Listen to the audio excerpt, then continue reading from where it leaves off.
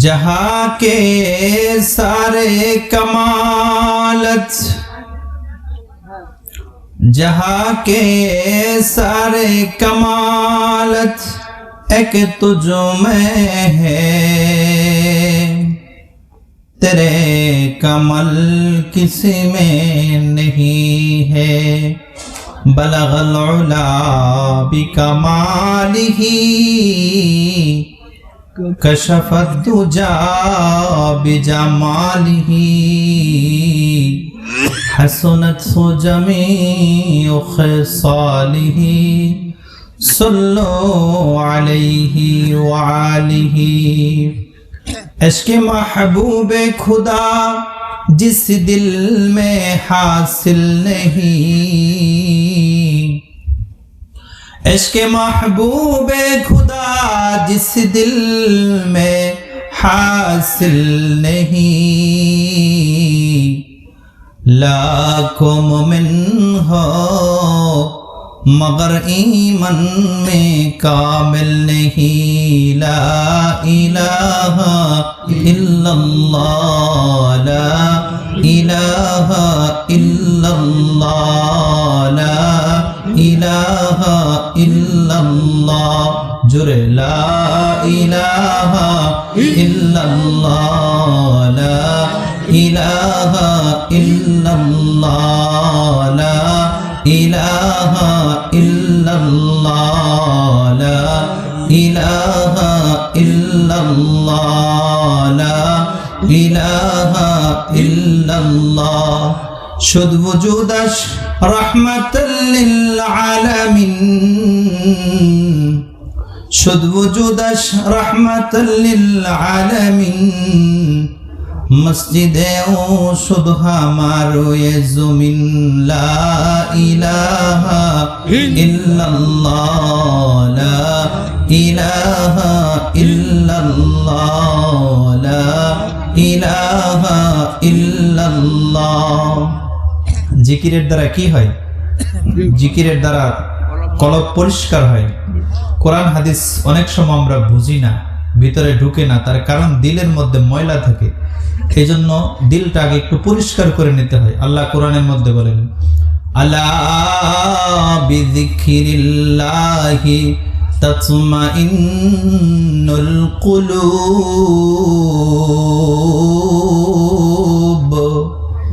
আল্লাহ বলে, বান্দা তোমার দিলের মধ্যে যেমন ময়লা, কাপড়ে ময়লা লাগলে তুমি যেমন সাবান দিয়ে পরিষ্কার করো, বান্দা তোমার দিলের ময়লা সাবান দিয়ে পরিষ্কার হবে না।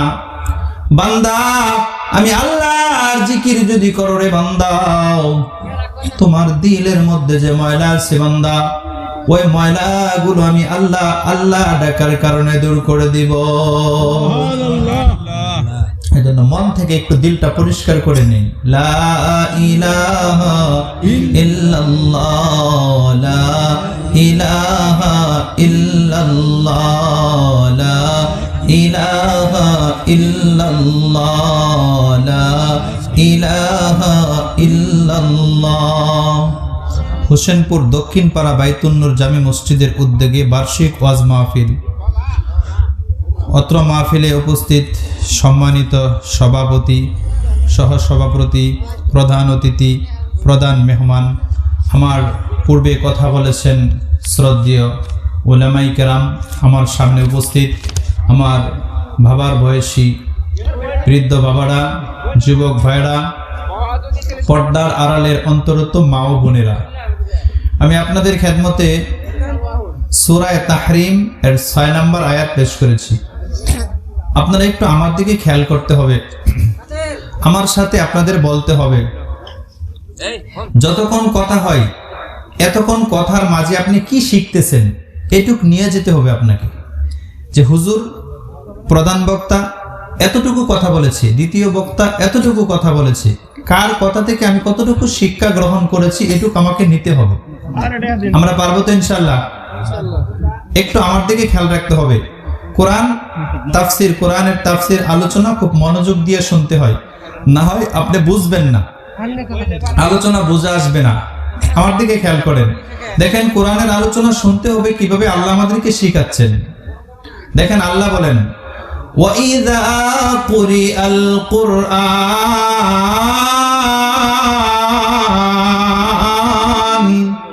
فَاسْتَمِعُوا لَهُ وَأَنصِتُوا لَعَلَّكُمْ تُرْحَمُونَ। আল্লাহ বলেন, যখন কোরআন তেলাওয়াত করা হয় অথবা কোরআনের আলোচনা করা হয় তখন শ্রোতাদের দুইটা কাজ করতে হবে। আমি বিভিন্ন মাহফিলে বলি, কয়টা কাজ করতে হবে? একটু জবাব দিতে হবে। আমার কথা তো আপনারা বুঝতে পারেন, ঠিক না? শ্রোতাদের কয়টা কাজ করতে হবে? ফাস্তামিউ, অন্তরের কানে শ্রবণ করতে হবে, ওয়া আনসিতু, এবং চুপ থাকতে হবে। কথাটা কে বলছেন? আল্লাহ বলছেন। বলেন, কে বলছেন? আল্লাহ। আল্লাহ বলেন দুইটা কাজ শ্রোতা যদি করে, লাআল্লাকুম তুরহামুন, ওই শ্রোতার উপর আল্লাহর পক্ষ থেকে রহমত বর্ষণ করা হবে। সুবহানাল্লাহ। তাহলে শ্রোতাদের কয়টা কাজ? চুপ থাকা আর অন্তরের কানে শ্রবণ করা। এই জন্য যতটুকু কথা বলি আল্লাহর রাস্তায় কেউ ডিস্টার্ব করবেন না। তাফসীর কত মজা দেখবেন। তাহলে শ্রোতার জন্য কয়টা শর্ত? অন্তরের কানে শ্রবণ করা আর চুপ থাকা, এই দুইটা শর্ত আমি দিছি না আল্লাহ দিছে? তাহলে আমরা দুইটা শর্ত মাইনা কথা শুনবো তো ইনশাআল্লাহ।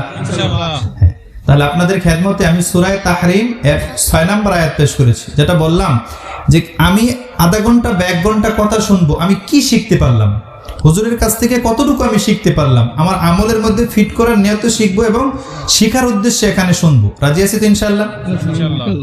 কতটুকু শিখলাম এটা কিন্তু আমাকে নিতে হবে। আমি সূরা তাহরিম এর 6 নম্বর আয়াত আপনাদের সামনে পেশ করেছি, এটা সংক্ষিপ্ত তাফসীর করব। এই আয়াতের মধ্যে আল্লাহ দুইটা আদেশ করছেন। কয়টা আদেশ করছেন? আল্লাহ বলেন, ইয়া আইয়ুহাল্লাযীনা আমানু কু আনফুসাকুম ওয়া আহলিকুম নারা। আল্লাহ বলেন, হে ঈমানদাররা, কু আনফুসাকুম, তোমরা নিজেরা জাহান্নাম থেকে বাঁচো। আল্লাহর প্রথম আদেশ। আল্লাহ প্রথম আদেশ করছেন তোমরা নিজেরা জাহান্নামের আগুন থেকে বাঁচো।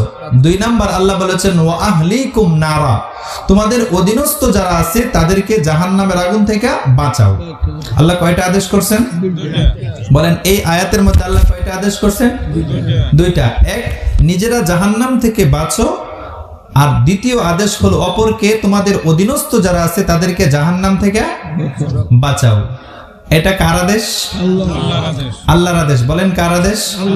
তাফসীর যারা বুঝে না তারা দেখবেন যাবে গা, হুজুর কি কইতেছে, আর কিচ্ছা কাহিনী শুনাইলে খুব সুন্দর, হুজুর যে ওয়াজ করছে কি শিখছো? কিছুই শিখি নাই, হুজুরের খালি কণ্ঠ শুনছে আর গজল শুনছে, বাস খুব ভালো বয়ান করছে, কি যে শিখলাম কিছুই বুঝলাম না। এরকম হয় না? আপনার আয়াতের পরিপূর্ণ তাফসীর শুনবেন তো ইনশাআল্লাহ। আল্লাহ আমাদেরকে বোঝার তৌফিক দান করুন। তাহলে আল্লাহ তাআলা আয়াতে কয়টা আদেশ করছেন? দুইটা আদেশ। বলেন, কয়টা আদেশ করছেন? তাহলে আল্লাহ আমাদেরকে দুইটা আদেশ করছেন। কয়টা আদেশ করছেন? দুইটা আদেশ করছেন। দেখেন, সন্তান যদি বাবা মার আদেশ মানে, তাহলে বাবা মা সন্তানের উপর খুশি হয়ে যায় কিনা? ছাত্র যদি উস্তাদের আদেশ মানে, ওই উস্তাদের উপর ছাত্র খুশি হয়ে যায় কিনা? ঠিক তদ্রুপ ভাবে বান্দা যদি আল্লাহর আদেশ মানে, তামাম জাহানের মালিক আল্লাহ ওই বান্দার উপর খুশি হয়ে যায়। যেই বান্দার উপর আল্লাহ খুশি হয়ে যায়, চিরদিনের মতো জান্নাতটা ওই বান্দার নামে আল্লাহ লিখে দেয়। তাহলে আল্লাহর আদেশ মানে আল্লাহ কি হয়? আল্লাহ খুশি হয়। আল্লাহর আদেশ মানলে আল্লাহ কি হয়? খুশি হয়। ভাই আপনার মাইক সুন্দর আওয়াজ দিচ্ছে, আর ধরেন না, হ্যাঁ সুন্দর আওয়াজ দিচ্ছে, সমস্যা। তাহলে আল্লাহর আদেশ মানলে আল্লাহ কি হয়? আল্লাহ খুশি হয়। তাহলে আমরা আল্লাহর দুইটা আদেশ মানবো তো? এই আয়াত যখন অবতীর্ণ হয়, খলিফাতুল মুসলিমিন উমর ইবনুল খাত্তাব রাদিয়াল্লাহু তাআলা রাসূলকে বললেন, ওগো নবীজি, আল্লাহ প্রথম অংশে বলেছেন কু আনফুসাকুম, তোমরা জাহান্নাম থেকে বাঁচো। এইটুকের অর্থ বুঝে আসে আল্লাহর বিধান মানবো, আপনার তরিকা মানবো, জাহান্নাম থেকে বেঁচে যাব। কিন্তু আল্লাহ দ্বিতীয় অংশে বলেছেন ওয়া আহলিকুম নারা, তোমাদের অধীনস্থ যারা আছে তাদেরকে জাহান্নাম থেকে বাঁচাও। এটার মানে কি? অর্থ কি? আল্লাহ রাসূল বলেন, ওমর, নিজেরা যেরকম কোরআন সুন্নাহ মানতে হবে, অধীনস্থ যারা রয়েছে তাদেরকে কোরআন সুন্নাহ মানানোর জন্য চেষ্টা করতে হবে। নিজেরা কোরআন সুন্নাহ মানলে আল্লাহ জান্নাত দিবে, অধীনস্থ যারা রয়েছে তাদেরকে মানানোর জন্য চেষ্টা না করলে আল্লাহ জাহান্নাম দিবে। এই জন্য নিজেরা কোরআন সুন্নাহ মানতে হবে, অধীনস্থ যারা রয়েছে তাদেরকে কোরআন সুন্নাহ মানানোর জন্য চেষ্টা করতে হবে। তাহলে নিজেরা আমরা কোরআন সুন্নাহ মানবো, এটা আল্লাহর প্রথম আদেশ। 2 নম্বর আদেশ কি? অধীনস্থ যারা রয়েছে তাদেরকে কোরআন সুন্নাহ মানানোর জন্য চেষ্টা করতে হবে। ক্লিয়ার? আমাদের বুঝে আসছে তো? তাহলে আল্লাহ 2টা আদেশ করছে। প্রথম, নিজেরা জাহান্নাম থেকে বাঁচো, মানে আল্লাহর বিধান তোমরা নিজেরা মানো। দ্বিতীয়, আল্লাহ বলছেন ওয়া আহলিকুম নারা, তোমাদের অধীনস্থ যারা রয়েছে তাদেরকে আল্লাহর বিধান মানানোর চেষ্টা করো। এটা আল্লাহর কয় নম্বর বিধান? 2 নম্বর বিধান। এখন অধীনস্থ বলতে কাকে কি বোঝা? আমার সন্তান, আমার স্ত্রী, আমার পরিবারে যারা রয়েছে তারা আমার অধীনস্থ না? বলেন, তারা কি আমাদের অধীনস্থ না? তাহলে অধীনস্থর মধ্যে সবচেয়ে নিকটবর্তী হলো সন্তান। সবচেয়ে নিকটবর্তী কি? সন্তান। তাহলে সন্তানের হক আমি বাবা হিসাবে, মা হিসাবে কি, এটাকে আমার জানতে হবে। আমাদের বর্তমান প্রজন্মের সন্তানগুলো বেশি ভালো হচ্ছে না খারাপ হচ্ছে? জবাব দিবেন, বেশি ভালো হচ্ছে না খারাপ হচ্ছে? এই জন্য মায়েরাও খুব ভালো করে শিখতে হবে। আমাদের অভিভাবক হিসাবে দায়িত্ব কতটুকু ছিল, আমরা দায়িত্ব কতটুকু পালন করতেছি আমাদের অধীনস্থদের উপর, কি কারণে সন্তান খারাপ হচ্ছে জানা দরকার আছে না নাই? নবীজি হাদিসের মধ্যে বলেন, বুখারী শরীফ হাদিস, কুল্লুকুম রাঈন ওয়া কুল্লুকুম মাসউলুন আন রাইয়াতিহি ফাল ইমামু রাঈন ওয়া হুয়া মাসউলুন আন রাইয়াতিহি ওয়ার রাজুলু ফি আহলিহি রাঈন ওয়া হুয়া মাসউলুন আন রাইয়াতিহি ওয়াল মারআতু ফি বাইতি মালি যাওজিহা রাঈয়াতুন ওয়া হিয়া মাসউলাতুন আন রাইয়াতিহা। নবীজি বলেন, কুল্লুকুম রাঈন ওয়া কুল্লুকুম মাসউলুন, তোমরা প্রত্যেকেই অভিভাবক, তোমাদের অধীনস্থ যারা রয়েছে তাদের সম্পর্কে আল্লাহর কাছে তোমাকে হিসাব দিতে হবে। নবীজি বাইঙ্গা বাইঙ্গা বলেন যে ইমাম, যিনি নেতা, যিনি সমাজের মসজিদের ইমাম, সংসারের ইমাম, রাষ্ট্রের ইমাম, তাকে তার অধীনস্থ যারা রয়েছে তার সম্পর্কে আল্লাহর কাছে হিসাব দিতে হবে। প্রত্যেক ব্যক্তি তার সংসারের ইমাম, তাকে তার অধীনস্থ পরিবার সম্পর্কে আল্লাহর কাছে হিসাব দিতে হবে। নারী তার স্বামীর সংসারের অভিভাবক, তাকে আল্লাহর কাছে হিসাব দিতে হবে সংসারে সে কিভাবে চালাচ্ছে। তাহলে বাঁচার স্রোত আসেনি? আমি যদি দায়িত্ব পালন না করি বাঁচার স্রোত আসেনি?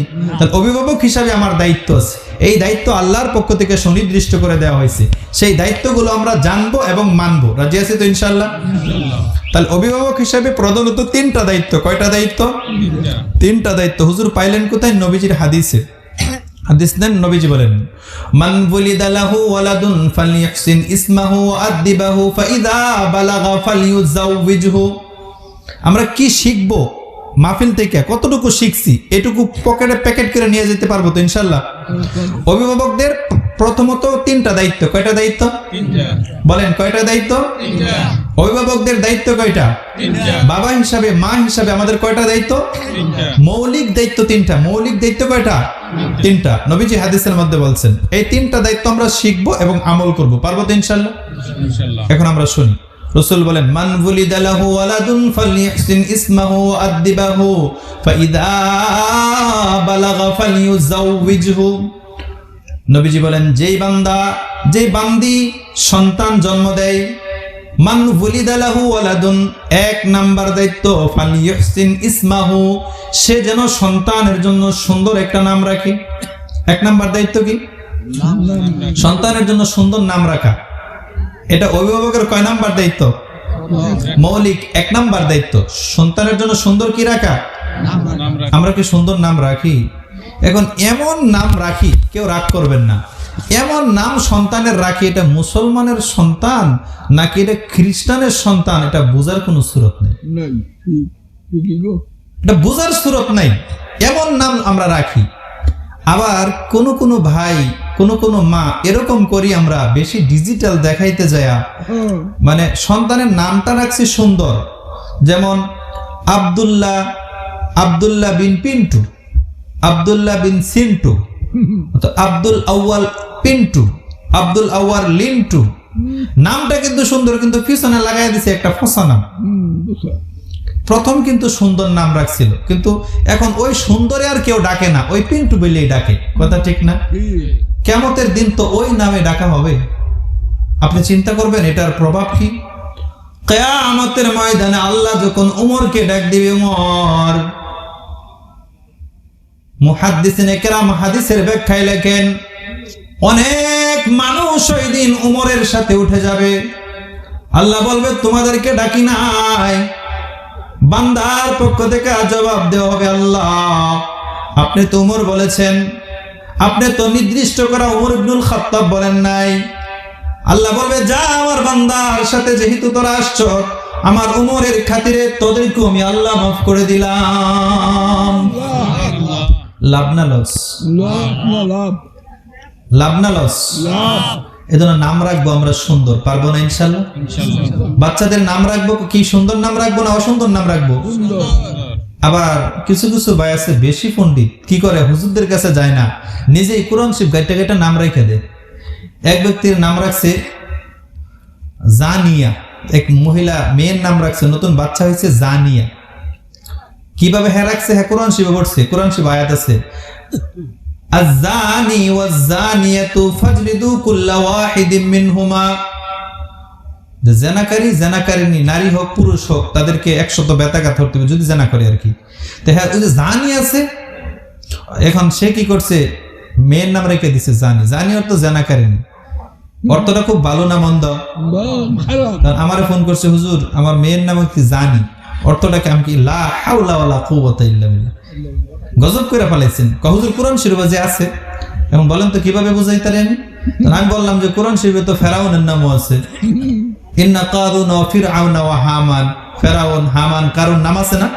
আরো সহজ করে কোরআন শরীফ তো শয়তানের নামও আছে, ইন্নাল মুবাযযিরিনা কানু ইখওয়ানাশ শায়াতিন, নাই? তাহলে শয়তানের নাম আছে, আপনার বাচ্চার নাম কি শয়তান রাখবেন নি? কোরআন শরীফে থাকলেই রাখা যাবে না, অর্থ সুন্দর হতে হবে। এখন অর্থ সুন্দর, আমি যদি আরবি ব্যাকরণ গ্রামার অর্থ শব্দের অর্থ না জানি তাহলে আমি বুঝবো কিভাবে? এজন্য একজন আলেমের কাছে যাইবো আমরা সুন্দর নাম রাখার জন্য। পারবো তো ইনশাল্লাহ? নামের একটা প্রভাব আছে, সন্তানের নামের একটা কি হয়, প্রভাব হয়। এজন্য আমরা সুন্দর নাম রাখবো। পারবো তো ইনশাল্লাহ? তাহলে 1 নাম্বার দায়িত্ব হলো বাবা মা হিসেবে সন্তানের সুন্দর নাম রাখা।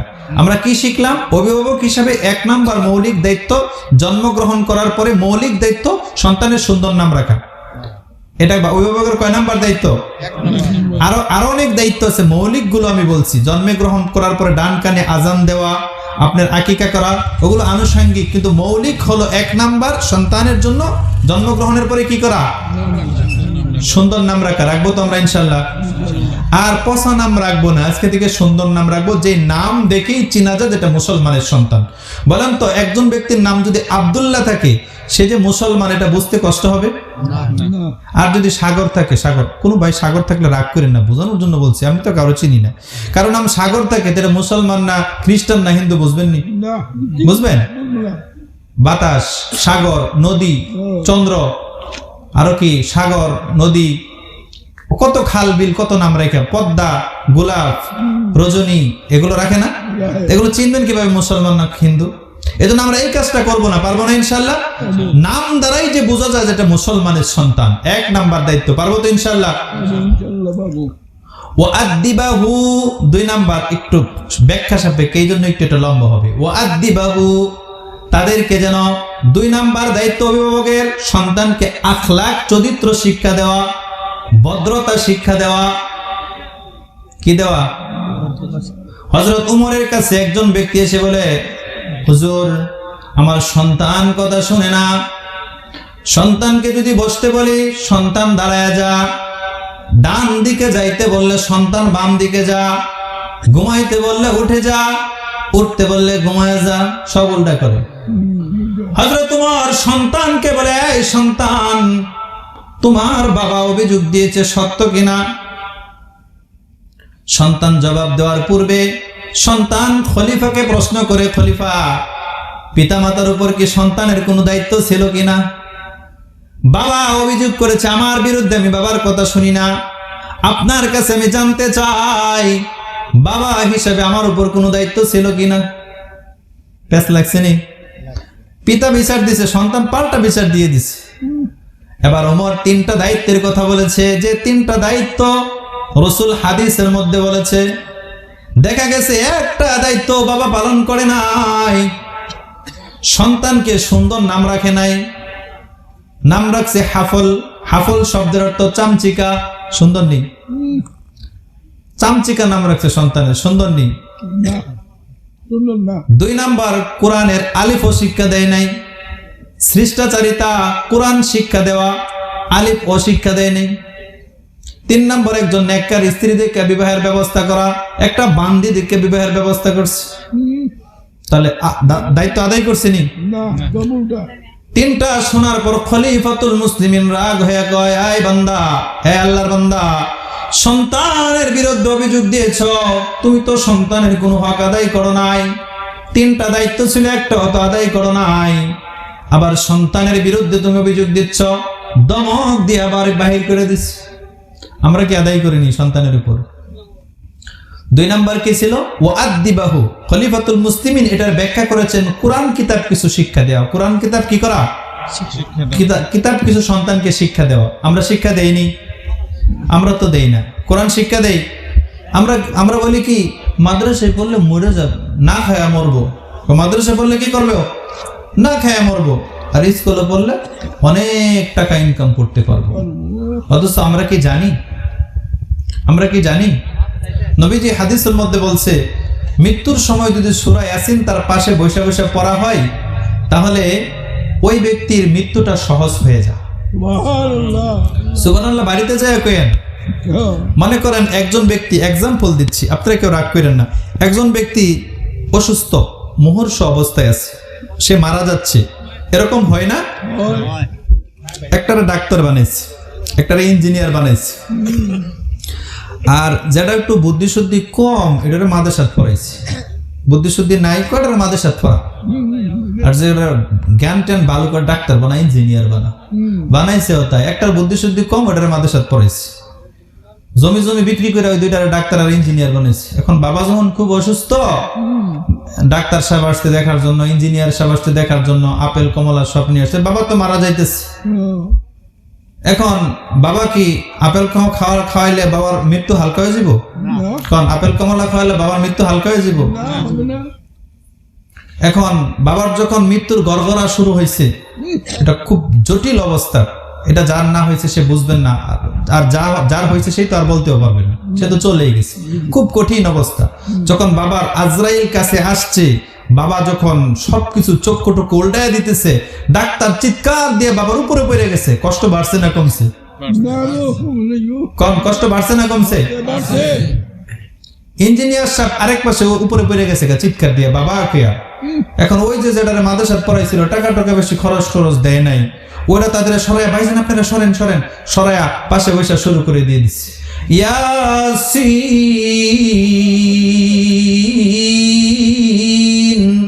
ওয়াল কুরআনিল হাকীম ইন্নাকা লামিনাল মুরসালিন।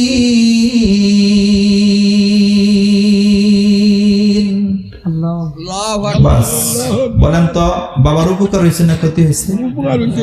সাথে সাথে বাবা চক্ষুটা আস্তে করে বন্ধ দিয়ে আশহাদু আল্লা ইলাহা ইল্লাল্লাহ ওয়া আশহাদু আন্না মুহাম্মাদুর রাসূলুল্লাহ পরে চক্ষুটা বন্ধ করে দিয়েছে। আর কোনটা কাজে লাগছে বলেন তো? ইঞ্জিনিয়ার কাজে লাগছে? ডক্টর কাজে লাগছে? না ওই যে যেটা টিয়া বসে দিছে না ওইটা কাজে লাগছে? এইজন্য নবীজি বলেন, ইযা মাতাল ইনসান ইনকাতাআত আনহু আমালু ইল্লা মিন সালাস ইল্লা মিন সাদাকাতিন জারিয়া আও ইলমিন ইনতাফাউ বিহি আও ওয়ালাদিন সালিহিন ইয়াদউ লাহু। আল্লাহর রাসূল বলেন, ইযা মাতাল ইনসান, মানুষ যখন মারা যায় তার সমস্ত আমলগুলো বন্ধ হয়ে যায়। রাসূল বলেন 3টা আমল এমন আছে যে 3টা আমল তার মৃত্যু পর্যন্ত চলতে থাকবে।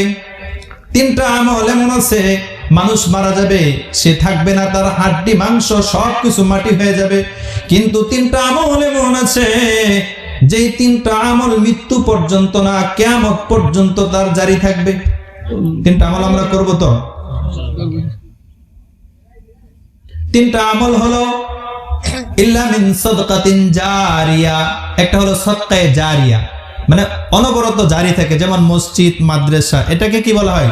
সাদকায়ে জারিয়া, কল্যাণমূলক কাজ। আমরা যদি করি, মসজিদে সাহায্য করছি, আমরা করছি না কিছুক্ষণ আগে, যতদিন মসজিদ থাকবে এতদিন এটার সব থাকবে। মসজিদ কিয়ামত পর্যন্ত থাকবে না? মসজিদ ভেঙে ফেলানোর অধিকার কারো আছে না? মসজিদে আজরাইল ধরবো? তাহলে আমি মারা যাব 100%, কিন্তু মসজিদ থাকবে কিয়ামত পর্যন্ত। কিয়ামত পর্যন্ত আমার আমল নামে নেকি যাইতে থাকবে। এজন্য দেখবেন এক শ্রেণীর মানুষ টাকা পকেটে থাকলেও দিতে চায় না, আরে কমে যাবে কমে যাবে কমে যাবে, না না। আর যারা পরকালের ভয় আছে, পরকালের সামানা, তারা সাথে সাথে বলার সাথে সাথে দিয়ে দেয়। আমরা দিব তো ইনশাআল্লাহ। এক নাম্বার সদকায়ে জারিয়া, আলোচনার ধারাবাহিকতা খুব খেয়াল করবেন। সদকায়ে জারিয়া এটা সবসময় জারি থাকে। আও ইলমিন ইনতাফাউ বিহি, এবং এমন এলেম যে এলেম মানুষের উপকারে আসে, এমন জ্ঞান, ওই জ্ঞান যদি আমি অর্জন করি, আমি আরেকজনকে শিখাইছি, সে আরেকজনকে শিখাইছি, সে আরেকজনকে শিখাইছি, এভাবে মৃত্যু পর্যন্ত জারি থাকবে। আমি মারা গেলাম, কিন্তু আমি যে আরেকজনকে ভালো কথা শিখাইছি, আরেকজনকে ভালো জ্ঞান দিছি, ভালো পরামর্শ দিছি, সে ভালো কাজ করছে আমার পরামর্শ শুনিয়া, ওইটার সব আমি কবরে বৈশাও পাইতে থাকি। এজন্য মানুষকে আমরা ভালো পরামর্শ দিব তো ইনশাল্লাহ, নাকি কুপরামর্শ দিব? দিব তো ইনশাল্লাহ। এই কথাগুলো দরকারি না বেদরকারি? 3 নাম্বার যেগুলো জারি থাকবে কিয়ামত পর্যন্ত, আও ওয়ালাদিন সালিহিন ইয়াদউ লাহু, রাসূল বলেন ওই সন্তান, যে সন্তানটা নেককার সন্তান, ভালো সন্তান, বাবা মা নেক সন্তান বানাইছে, ওই সন্তান যখন বাবা মা দুনিয়া থেকে বিদায় হয়ে চলে যাবে, ওই সন্তান যখন হাত উঠে আল্লাহকে বলবে, আল্লাহ, বাবা মা কষ্ট করে আমাকে বড় করে পালছিল, প্রতিপালন করেছে, আল্লাহ আজকে বাবা ডাকতে পারি না, আজকে মা ডাকতে পারি না, আল্লাহ কষ্ট হয়, আমার আব্বা আম্মারে আপনি কবরের মধ্যে শাস্তি দিয়েন না। আল্লাহর কসম করে বলে, সন্তান যদি নেককার হয়, আল্লাহর কাছে আল্লাহ ডাক দিতে দেরি হবে, আপনার কবরের আযাব আল্লাহ বন্ধ করতে দেরি করবে না। এই জন্য সন্তান নেক বানানোর দরকার আছে না নাই? সবটাকে খালি স্কুলে দিবেন না, 2-1টা মাদ্রাসায় পড়াবেন। রাজি আছেন তো ইনশাআল্লাহ? আমরা মাদ্রাসায় পড়ে কি ঠকছি? কোন ঠকছি? ঠকি নাই। আপনাদেরকে বোঝানোর জন্য বলতেছি, খুব বুঝবেন। আমি যে গাড়িটা দিয়ে আসছি এটা 40 লাখ টাকা দাম। কয় লাখ টাকা? তাহলে আমার মতো একজন মৌলবী 40 লাখ টাকার গাড়ি দিয়ে চলে, কেডা চালা? আল্লাহ চালা। আল্লাহ চালা, নাহলে তো সম্ভব না। আমি 40 লাখ টাকার গাড়ি কিনা সম্ভব না, কিন্তু আল্লাহ চালা। আল্লাহ চালা। আপনাদের দোয়া বোঝার জন্য বলছি। যে সমস্ত বাবা এবং মা চিন্তা করেন যে মাদ্রাসায় পড়ে না খায়া মরবো, না, প্রশ্নই আসে না। গত নভেম্বরে আমি, আমার বাবা, আমার মা, আমার স্ত্রী, আমার বাচ্চা, আমরা 5 জন আল্লাহর গড় জিয়ারত করে আসছি। কে করাইছে? আল্লাহ করাইছে। তাহলে মাদ্রাসায় কি পড়লে না খায়া মরে? আপনাদের না যদি বলি খাইতাম না, তাহলে তো আপনারা কেমন যে হ্যাঁ হুজুর খাইবো না কেন? খাইতেই হইবে। তাহলে আমরা তো জোর করে খাওয়া। তাহলে মাদ্রাসায় পড়লে না খায়া মরে না, বরং খাইতে খাইতে মরা যেতে পারে, বেশি খায় না খায়া মরে না। এই জন্য সন্তানকে মাদ্রাসায় পড়াবেন। রাজি আছেন তো? আপনি জানেন আল্লাহ রাসূল হাদিসের মধ্যে বলছেন, কিয়ামতের ময়দানে কুরআন ওয়ালা যারা কুরআন হেফজ করে, কুরআন ওয়ালা কুরআন শিখে, আল্লাহ তাদেরকে কি পুরস্কার দিবেন আপনি জানেন? দুনিয়ার শ্রেষ্ঠ পুরস্কার। নবীজি হাদিসের মধ্যে বলেন, দলিল নেন, আল্লাহ রাসূল বলেন, ইউকালু লিসাহিবিল কুরআন ইকরা ওয়ারাতিল কামা কুনতা তুরাতিল ফিদ দুনিয়া ফাইন্না মানজিলাকা ইনদা আখিরি আয়াতিন তাকরাউহা। রাসূল বলেন, হাফেজে কোরআনকে কিয়ামতের ময়দানে আল্লাহ বলবেন, এই বান্দা, ইকরা, তুমি পড়ো, ওয়ারাতিল কামা কুনতা তুরাতিল ফিদ দুনিয়া, দুনিয়াতে যেমন ভাবে সুন্দর করে আল্লাহর কোরআন তুমি পড়তা, আজকেও তুমি পড়ো। মুফাসসিরিনে কেরাম বলেন, হাফেজে কোরআন পড়তে থাকবে, কোরআন পড়তে থাকবে, সূরা ফাতিহা থেকে শুরু করবে সূরা নাস পর্যন্ত কোরআনে 6666 আয়াত। মুফাসসিরিনে কেরাম বলেন, হাফেজে কোরআন শুরু করবে, আউযু বিল্লাহ বলে শুরু করে আলহামদুলিল্লাহ বলে শুরু করবেন, সূরা নাস মিনাল জিন্নাতি ওয়ান নাস পর্যন্ত শেষ করবেন, তাকে আল্লাহ 6666 তলা জান্নাত দিয়ে দিবে। তাহলে এটা কারে দিব? দুনিয়ার আর কারে দিব? কোন তো? এমপি হইলে দিব না, চেয়ারম্যান হইলে দিব না, মন্ত্রী হইলে দিব, প্রধানমন্ত্রী হইলে দিব, তাহলে কারে দিব? হাফেজে কোরআন কে আল্লাহ দিব। কাকে দিবে? হাফেজে কোরআন কে আল্লাহ দিবে। তাহলে হাফেজে কোরআন বানাইলে ঠকলেন না জিতলেন? বলেন। আলেমের বাবা হইলেন, ঠকলেন না জিতলেন? নবীজিকে প্রশ্ন করা হলো, যুকিরা লিরাসূলিল্লাহি সাল্লাল্লাহু আলাইহি ওয়াসাল্লাম, নবীজিকে প্রশ্ন করা হলো দুইজন ব্যক্তি সম্পর্কে। রাজুলানি আহাদুহুমা আবিদুন ওয়াল আখারু আলিমুন। ইয়া রাসূলুল্লাহ, দুইজন ব্যক্তি, একজন আবেদ একজন আলেম, কার মর্যাদা বেশি? নবীজিকে প্রশ্ন করছে সাহাবায়ে কেরাম। আল্লাহ রাসূল জবাব দিলেন, ফাদলুল আলিমি আলাল আবিদ কা ফাদলি আলা আদনাকুম। ثم قال رسول الله صلى الله عليه وسلم إن الله وملائكته وأهل السماوات والأرضين حتى النملة في حجرها وحتى الحوت لا يصلون على معلم الناس خيرا। আল্লাহ রাসূল বলেন, আলেমের মর্যাদা আবেদ থেকে এই পরিমাণ ব্যবধান। রাসূল বলেন, তোমরা যারা আমার সামনে উপস্থিত, তোমাদের মধ্যে সবচেয়ে নিম্ন স্তরের ব্যক্তি থেকে আমি রাসূলের মর্যাদা যত বেশি, ভালো করে বুঝবেন, তোমাদের মাঝে আমি রাসূলের মর্যাদা তোমাদের সর্বনিম্ন ব্যক্তির তুলনায় যেমন ব্যবধান, রাসূল বলেন একজন আলেমের মর্যাদা একজন আবেদ থেকে এরকম, এর থেকে বেশি ব্যবধান।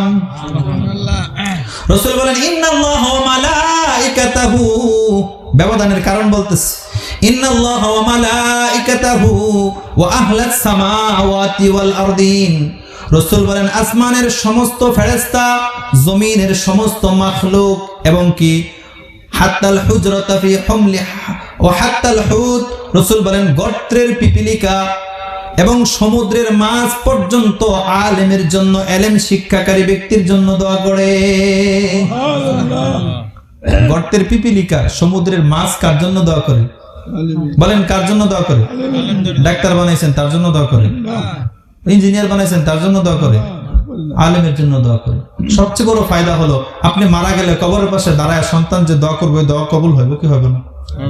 আমরা যে অনেক সময় আপনাদের কবর জিয়ারত করি, রাগ করবেন না, বোঝানোর জন্য বলতেছি, আপনাদের কবর জিয়ারত করি, অনেকের কবর জিয়ারত করি, আল্লাহর কসম যত জীবনে কবর জিয়ারত করছি, একটা কবরের পাশে দাঁড়ায় শ্রদ্ধা পানিয়েছেন।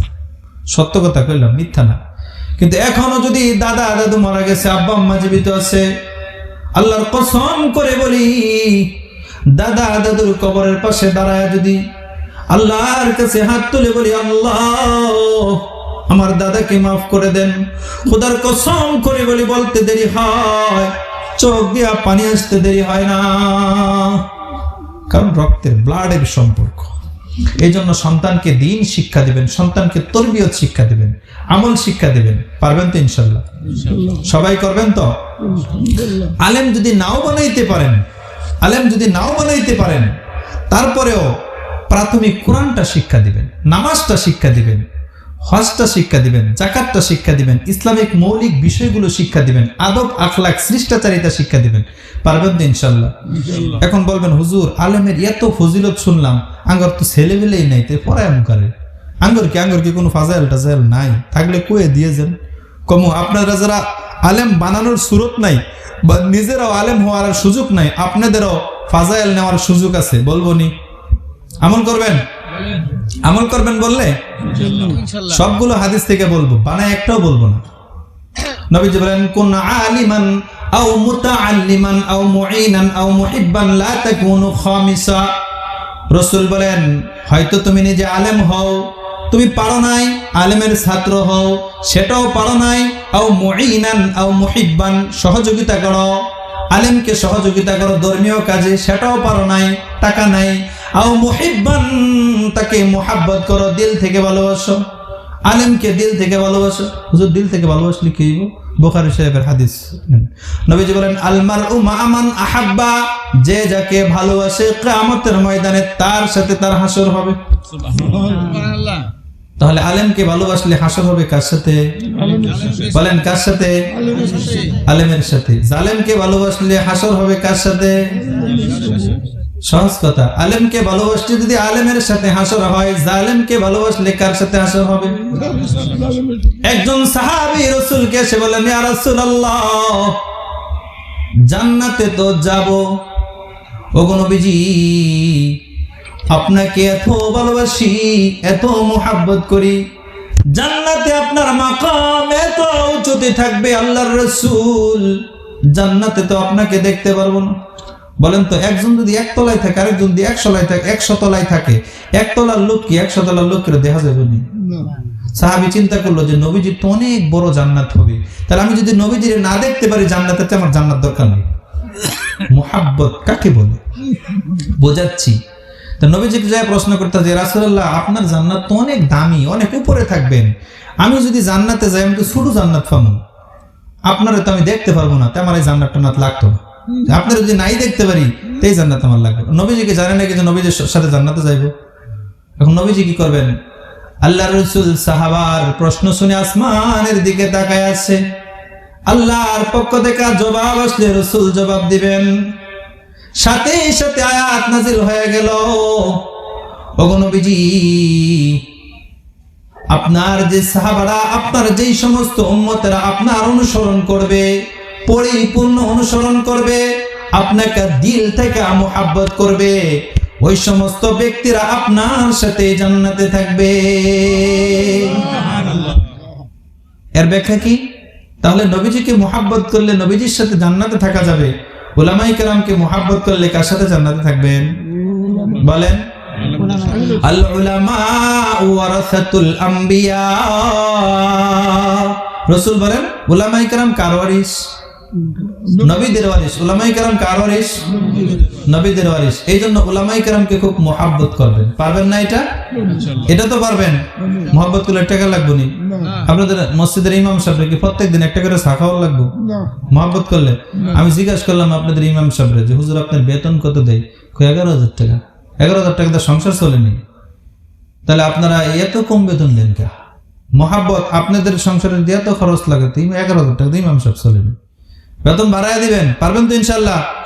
মুহাব্বত করবেন। আপনার ঘরের জন্য বাজার করছেন, একজন হুজুরকে বাজার করে দেন, যা আজকে আমি 2টা কপি কিনছি, একটা হুজুরের জন্য কিনে নিলাম, সমস্যা আছে কোনো? বলেন অনেক লস হয়ে যাব। এই যে মুহাব্বত, দিলের মুহাব্বত, এই যে আমি যে সমাজে থাকি, গাছের প্রথম ফল আমার জন্য নিয়ে আসি, আমি তারা চিনিও না, হুজুর আপনার জন্য নিয়ে আসছি, আমার গাছের প্রথম ফল আসছে, গাবি প্রথম বাচ্চা দিছে, প্রথম দুধ নিয়ে আসে, এই যে মুহাব্বত। অথচ আমি কি তারা বলে দিছি নাকি আনার জন্য? সে তার এই বিশ্বাস যে আমি যদি হুজুরকে মুহাব্বত করি, হুজুর একটু খুশি হয়, তাহলে আর বিনিময়ে আল্লাহ আমাকে জান্নাত দিবে। তা আপনি যদি একজন হুজুরকে, আলেমকে মুহাব্বত করেন, আল্লাহ আপনাকে মুহাব্বত করবে কি করবে না? বলেন করবে কি করবে না? আর যদি কেউ হুজুরের বিরুদ্ধে লাগে যায়, আপনি তারা বোঝাইয়া দিবেন, সত্যের পক্ষে থাকবেন। পারবেন তো ইনশাআল্লাহ? সবসময় সত্য কথা বলবেন, সত্যের পক্ষে থাকবেন। পারবেন তো ইনশাআল্লাহ? কোথায় থেকে আলোচনা অন্যদিকে যাচ্ছে? তাহলে আমাদের আলোচনা চলতেছিল যে সন্তানের 2 নম্বর দায়িত্ব ইলমে দ্বীন শিক্ষা দেওয়া, কোরআন কিতাব শিক্ষা দেওয়া। এটা কয় নম্বর দায়িত্ব? 2 নম্বর দায়িত্ব। কি শিক্ষা দেওয়া? কোরআন কিতাব কিছু শিক্ষা দেওয়া। এটা কয় নম্বর দায়িত্ব? আমরা দিব তো ইনশাআল্লাহ? যদি না দিতে পারি তাহলে যারা দ্বীন শিখছে তাদেরকে মুহাব্বত করব। পারবো তো ইনশাআল্লাহ? 3 নম্বর দায়িত্বের দিকে চলে যাই, নাহলে একটা দায়িত্ব 2-3 ঘন্টা চললে তাহলে আমি শেষ করতে পারবো না। 3 নম্বর দায়িত্ব, ফাইদা বালাগা ফালিউযাউবিজহু, যখন সন্তান প্রাপ্ত বয়স্ক হয়ে যাবে তখন নেককার নারী দেখে বিবাহের ব্যবস্থা করা। সন্তান যখন প্রাপ্ত বয়স্ক হয়ে যাবে তখন কি নারী দিকে বিয়ে করাইতে বলছে? নেককার নারী দিকে। আবার বলেন কি নারী দিকে? আবার আমি সামনে যাই, বাবা হিসাবে, মা হিসাবে, অভিভাবক হিসাবে সন্তানের উপর আমার মৌলিক দায়িত্ব কয়টা? 3টা। 1 নাম্বার কি বলছি? সুন্দর নাম রাখা। 2 নাম্বার কি বলছি? কোরআন কিতাব কিছু শিক্ষা দেওয়া। 3 নাম্বার আলোচনা করতেছি নেককার নারী দিকে বিবাহের ব্যবস্থা করা। কি দিকে? নেককার নারী দিকে। এখন নেককার নারী আমরা চিনব কিভাবে? নেককার নারী দিকে বিবাহ করাইতে বলছে না বদকার? আমরা কি করি? নেককার নারী খুঁজি না, দেখি যে সরকারি চাকরিজীবী পাওয়া যায় কিনা, তাহলে আমার ছেলেটা একটু সুখে থাকতে পারবো। অথবা আমার মেয়েটারে দেখি সরকারি চাকরিজীবী দিকে বিয়ে দেওয়া যায় কিনা, ব্যাংকে চাকরি করে, এই যে সুদ খাইতেছে ওটার খবর নাই, ব্যাংকে চাকরি করে সারা জীবন সুখে থাকতে পারবো, সারা জীবন সুখে থাকতে পারবো, খুব টাকা পয়সা আছে, ফ্ল্যাট বাসা আছে, ওইগুলো দেখে। কিন্তু দিনদার ছেলে হোক মেয়ে হোক খুঁজতে হবে কি দিনদার। এটা কে বলছেন? নবীজি বলছেন। কে বলছেন? যেমন হাদিস নেন, তুনকিহুল মারআতু লিআরবাইন লিমালিহা ওয়া লিজামালিহা ওয়া লিহাসাবিহা ওয়া লিদীনিহা ফাযফার বিযাতিদ দ্বীন। নবীজি বলেন যে তোমরা বিবাহ করো চারটা গুণ দিকে। কয়টা গুণ দিকে? চারটা গুণ দিকে। তার সৌন্দর্য, তার অর্থ সম্পদ, তার বংশমর্যাদা, তার দিনদারিত্ব। নবীজি বলেন প্রথম তিনটা যদি নাও পাও, সৌন্দর্য নাই, পাইলা না, বংশমর্যাদাও তেমন পাইলা না, এবং তার সৌন্দর্যও পাইলা না, তাহলে ফাযফার বিযাতিদ দ্বীন, ধার্মিকতাটা আছে, তাহলে তোমরা ধার্মিকতাটাকে প্রাধান্য দাও। নবীজি কোনটাকে প্রাধান্য দিতে বলছে বলেন? ফাযফার বিযাতিদ দ্বীন। রাসূল বলেন তোমরা ধার্মিকতাটাকে প্রাধান্য দাও। আমরা কোনটারে প্রাধান্য দিই? কোনটারে প্রাধান্য দিই কোন? এখন ছেলে মেয়ে বিয়ে, আমরা চামড়া, সাদা চামড়া হইলে কি যে দাম, আরে বাবা রে বাবা, আমার মেয়ে এত সুন্দর হয়েছে, আরে তো সরকারি চাকরিজীবী দিকে বিয়ে দেওয়া যায় করে। পরে কয়দিন পরে তখন দেখে যে এই বউরে আরেক জায়গায় যাক বুঝে নিন কিছু কিছু, তখন কি ভুলটাই জানি করছিলাম রে, এত ভালো এক জায়গায় বিয়ে দিতে পারতাম। এজন্য রাসূল কি বলছেন? রাসূল কি বলছেন? দিনদার ছেলে হোক মেয়ে হোক, প্রাপ্ত বয়স্ক হলে হোক সরকারি চাকরিজীবী, সমস্যা নাই, দেখবেন ছেলেটা নামাজ পড়ে কিনা, দেখবেন ছেলেটা রোজা রাখে কিনা, দেখবেন ছেলেটা নেশার সাথে জড়িত কিনা, দেখবেন ছেলেটার অন্য কোনো আউটলাইনের সমস্যা আছে কিনা, সেগুলো দেখে তারপরে যাচাই করে ধার্মিকতা থাকতে হবে। সরকারি চাকরি করুক বা না করুক, অর্থ সম্পদ থাকুক বা না থাকুক, ছেলেটা নামাজ পড়ে, ছেলেটা রোজা রাখে, তার চরিত্র ভালো, তার আখলাক ভালো, এমন ছেলে দেখে আমরা মেয়েকে বিবাহ দেব, অথবা ছেলেকে এরকম মেয়ে দেখে বিবাহ করাবো। পারবো তো ইনশাল্লাহ? সবাই করবেন তো ইনশাল্লাহ? এখন আমরা দিনদারিত্ব চিনবো কিভাবে? জানার দরকার আছে না নাই? জানার দরকার নাই? ওই যে ভাই যাইতেছে ওনার জানার দরকার নেই, আপনার জানার দরকার আছে না ভাই? আপনি যাইতেছেন কে? ও না বিয়েই করতো না মনে হয়, ছোট মানুষ, আল্লাহ মাফ করো, না বুঝে নেই। কথাগুলো গুরুত্বপূর্ণ না? বলেন কথাগুলো গুরুত্বপূর্ণ না? তাহলে দিনদারিত্ব আমরা চিনবো কিভাবে? জানার দরকার আছে না নাই? নারী দিনদার হয় চারটা গুণ থাকলে। কয়টা গুণ থাকলে? একটাও বানায় বলবো না, নবীজি হাদিসের মধ্যে বলছেন, আল মারআতু ইযা সাল্লাত খামসাহা ওয়া সামাত শাহরাহা ওয়া আহসানাত ফারজাহা ওয়া আতাআত বা'লাহা ফাতাদখুল মিন আই আবওয়াবিল জান্নাতি শাআত। আল্লাহ রাসূল নারীর চারটা গুণ বলছে, যে চারটা গুণ যদি কোন নারীর থাকে, ওই নারী জান্নাতের 8টা দরজার যে কোনো দরজা দিয়ে ঢুকতে পারে। সুবহানাল্লাহ। বাড়ির যায় কই এনে কইলে তো গুনাহ হইব, ঠিক না? সুবহানাল্লাহ জোরে কইলে তো পাপ হইব, ঠিক না? পাপ হইতো না? একবার সুবহানাল্লাহ বললে তার আমল নামায় তার জন্য, তার নামে জান্নাতে একটা গাছ হয়ে যায়। একটা আপনাদের জন্য হয়ে গেছে গা, আবার কইলে তো আরেকটা হয়ে যাবে। কই নার কইেন না, কিন্তু কইলে তো আরেকটা হয়ে যাবে পরে।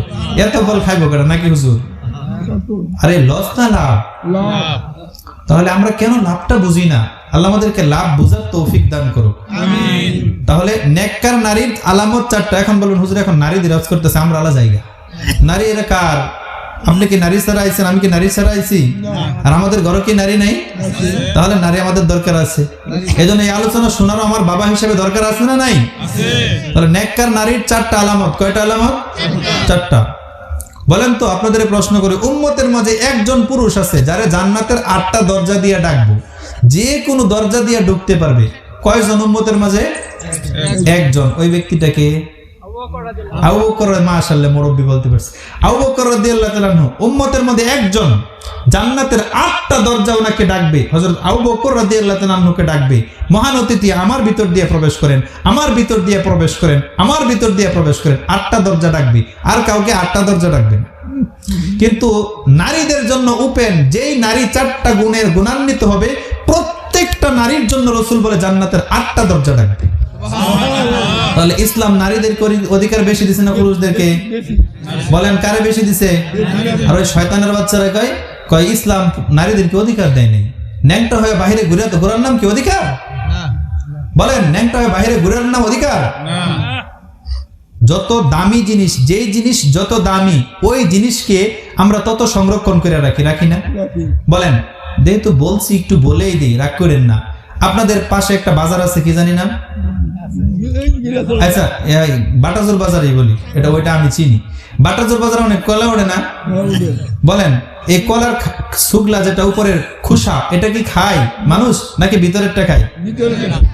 তখন যেহেতু ভিতরেরটাই খায়, তাহলে আপনারা যারা কলা নিয়ে যদি বাজারে কেউ সব শুইলা সামনে রেখে দেয় শুকল গুলো আলাদা করে, তাহলে কেউ কিনবো নি? কেউ কিন্তু না, ওইটা শুকলা তো খায় না, খাতো ভিতরেরটা কিনবো না কে? হুজুর এটা আধা ঘন্টার মধ্যে কত হাজার মাছি যেটার মধ্যে বসছে, এটা আর কিনেও দিত না। ভালো মানুষ কিনবো নি? বলেন কিনবো? সর্বি কলা, খুব মোটা মোটা কলা, সুন্দর কলা, তারপরেও কিনতো না। কারণ কি? এটার মধ্যে মশার মাছি বসছে। এই যে এটা যদি বুঝেন তাহলে এখন বুঝাই। এই যে যৌতুক দিয়ে মেয়েদেরকে বিয়া দিতে হয়, কয় আমি ফার্নিচার সব কিছু, খাট পালং সব দিয়ে দিব, তারপরেও ছেলেফানা। অথচ মেয়ে কিন্তু মাশাআল্লাহ ভালোই, তারপরেও ভালো ছেলেফানা। তার কারণ কি জানেন?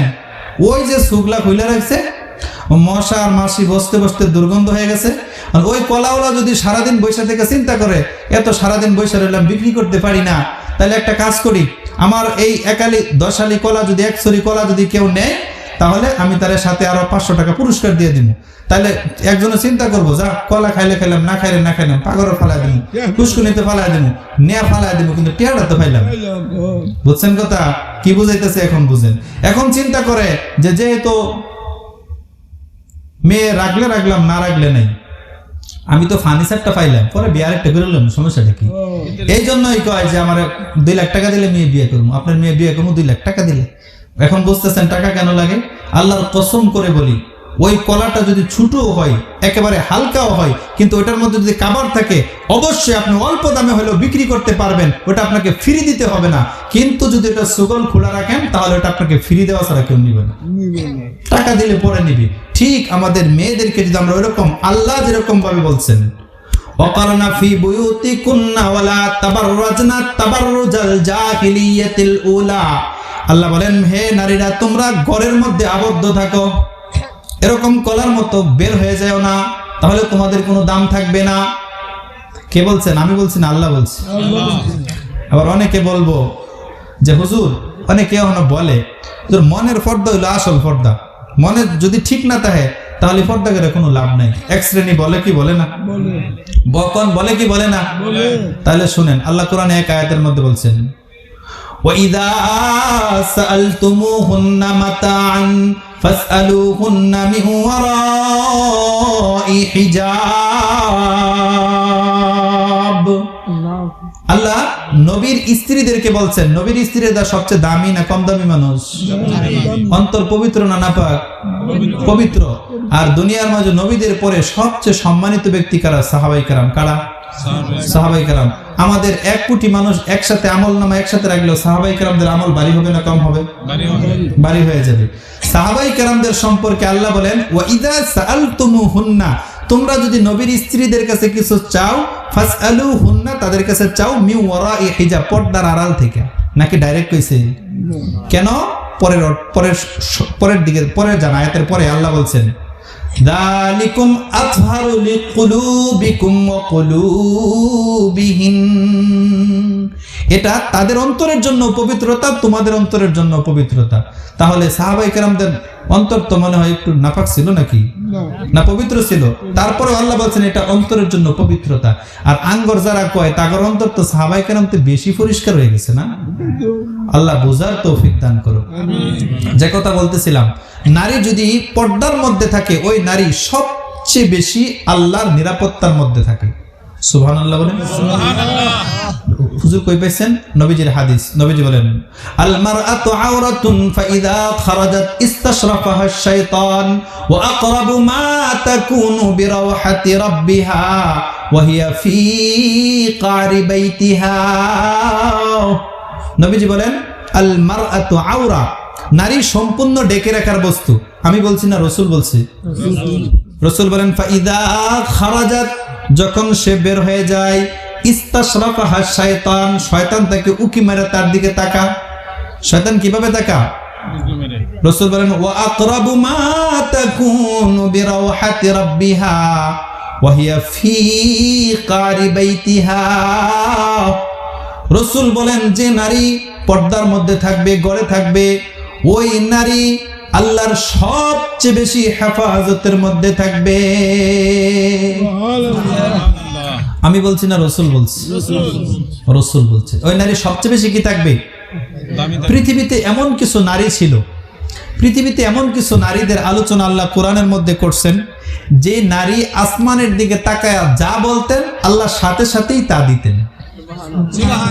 এমন দুই একজন নারীর আলোচনা আমি কোরআন থেকে শোনায় দিই, শুনবেন আপনারা নাকি ওই 4টা আলামত বলে শেষ করে দেব? আমাদেরও তো মা আর উনারাও ছিল মা, আমাদেরও মা আর উনারাও ছিল মা। এমন কিছু মহিষী নারীর আলোচনা আল্লাহ কোরআনে করছেন, তার একটা বা দুইটা নারীর দৃষ্টান্ত আমি আপনাদের সামনে দেই, একটু ধৈর্য করে সহকারে শুনবেন তো ইনশাল্লাহ। মারা ভালো করে শুনেন, আমরাও তো মা আর উনারা তো মা ছিল, একটু ভালো করে শুনেন যে তাদের সাথে আমাদের ডিফারেন্স কিরকম। যেমন আল্লাহ সূরাতুল মারিয়াম একটা সূরা কোরআনের মধ্যে অবতীর্ণ করছে, একটা মারিয়াম আলাইহিস সালামের ওয়াকিয়া উঠাইছেন। মারিয়াম আলাইহিস সালাম যখন প্রাপ্ত বয়স্ক ছিল, ওনার কোনো বিবাহ হয় নাই, কোনো স্বামী ছিল না, প্রাপ্ত বয়স্ক, ওনা হাম্মামখানায় গোসল করতেছে, গোসলখানায় গোসল করতেছে, দরজা জানালা সবকিছু গোসলখানার লাগানো। মারা ভালো করে শুনেন, বাবারাও শুনেন, দরজা জানালা সবকিছু লাগানো। হঠাৎ করে ওনা গোসল করতেছে, দেখছে একটা যুবক গোসলখানায় ঢুকে গেছে। আশ্চর্য লাগবো কি লাগবো না? ওনা যুবতী গোসল করতেছে, হঠাৎ করে একটা যুবক গোসলখানায় ঢুকে গেছে। মারিয়াম আলাইহিস সালাম আশ্চর্য হয়ে গেলেন। আশ্চর্য ওনা কি বললেন তারপর কোরআন থেকে শুনেন, ওনার কি এখানে ওঠাই আনছি। মারিয়াম আলাইহিস সালাম আশ্চর্য হয়ে বললেন, قالت إني أعوذ بالرحمن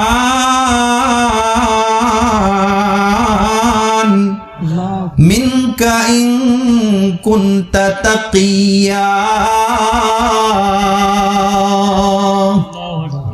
قالت إني أعوذ بالرحمن। মারিয়াম আলাইহিস সালাম বলে, ইন্নী আউযু বিররহমান, আমি আমার দয়াময় আমার মালিকের কাছে, আল্লাহর কাছে আশ্রয় চাচ্ছি। মিনকা ইন কুনতা তাকিয়া, তোমার মাঝে যদি আল্লাহর ভয় থাকে তাহলে তুমি আমার থেকে সরে যাও। মারিয়াম আলাইহিস সালাম আমাদেরকে শিখাইতেছে বিপদে পড়লে সাহায্য চাইতে হবে কার কাছে? আল্লাহর কাছে। কার কাছে? একজন নারী হইয়া আমাদেরকে শিখাইতেছে, আমাদেরকে শিখাচ্ছে, দুনিয়ার সমস্ত নারীকে না, পুরুষকেও শিখাচ্ছে, আরো শিখাচ্ছে। এই দেখেন, তিনি আবদ্ধ ঘরের মধ্যে, ভিতরে একটা লোক ঢুকে গেছে গা, তিনি তো ইচ্ছা করলে এটার সাথে গুনাহ করতে পারতেন না, কিন্তু তিনি কার কাছে সাহায্য চাচ্ছেন? আল্লাহর কাছে সাহায্য চাচ্ছেন। মারিয়াম আলাইহিস সালাম আমাদেরকে শিখাচ্ছে বিপদ আপদে সাহায্য চাইতে হবে কার কাছে? আল্লাহর কাছে। কেন আল্লাহর কাছে সাহায্য চাইবেন? পৃথিবীতে আল্লাহ থেকে আমাদেরকে, আপনাদেরকে, আমাদের সবাইকে আল্লাহ থেকে বেশি মুহাব্বত কেউ করে না। দুনিয়ার সবাই স্বার্থের জন্য মুহাব্বত করে, আপনার বউ স্বার্থের জন্য মুহাব্বত করে। মার আবার রাগ করেন না, বোঝানোর জন্য বলতেছি আর কি, রাগ করে যায় না গা, বোঝানোর জন্য বলতেছি। ঠিক তদ্রুপ ভাবে ওই স্বামীরাও স্বার্থের জন্য স্ত্রীকে মুহাব্বত করে। সবাই স্বার্থ আছে, কিন্তু একমাত্র নিঃস্বার্থ বান্দাকে ভালোবাসেন কে? আল্লাহ। আল্লাহ কোরআনে দেখেন ভালোবাসার সিস্টেম বলতেছে, ওয়াইদা সাআলতুমুহুন্না কুল ইয়া ইবাদিয়াল্লাযী,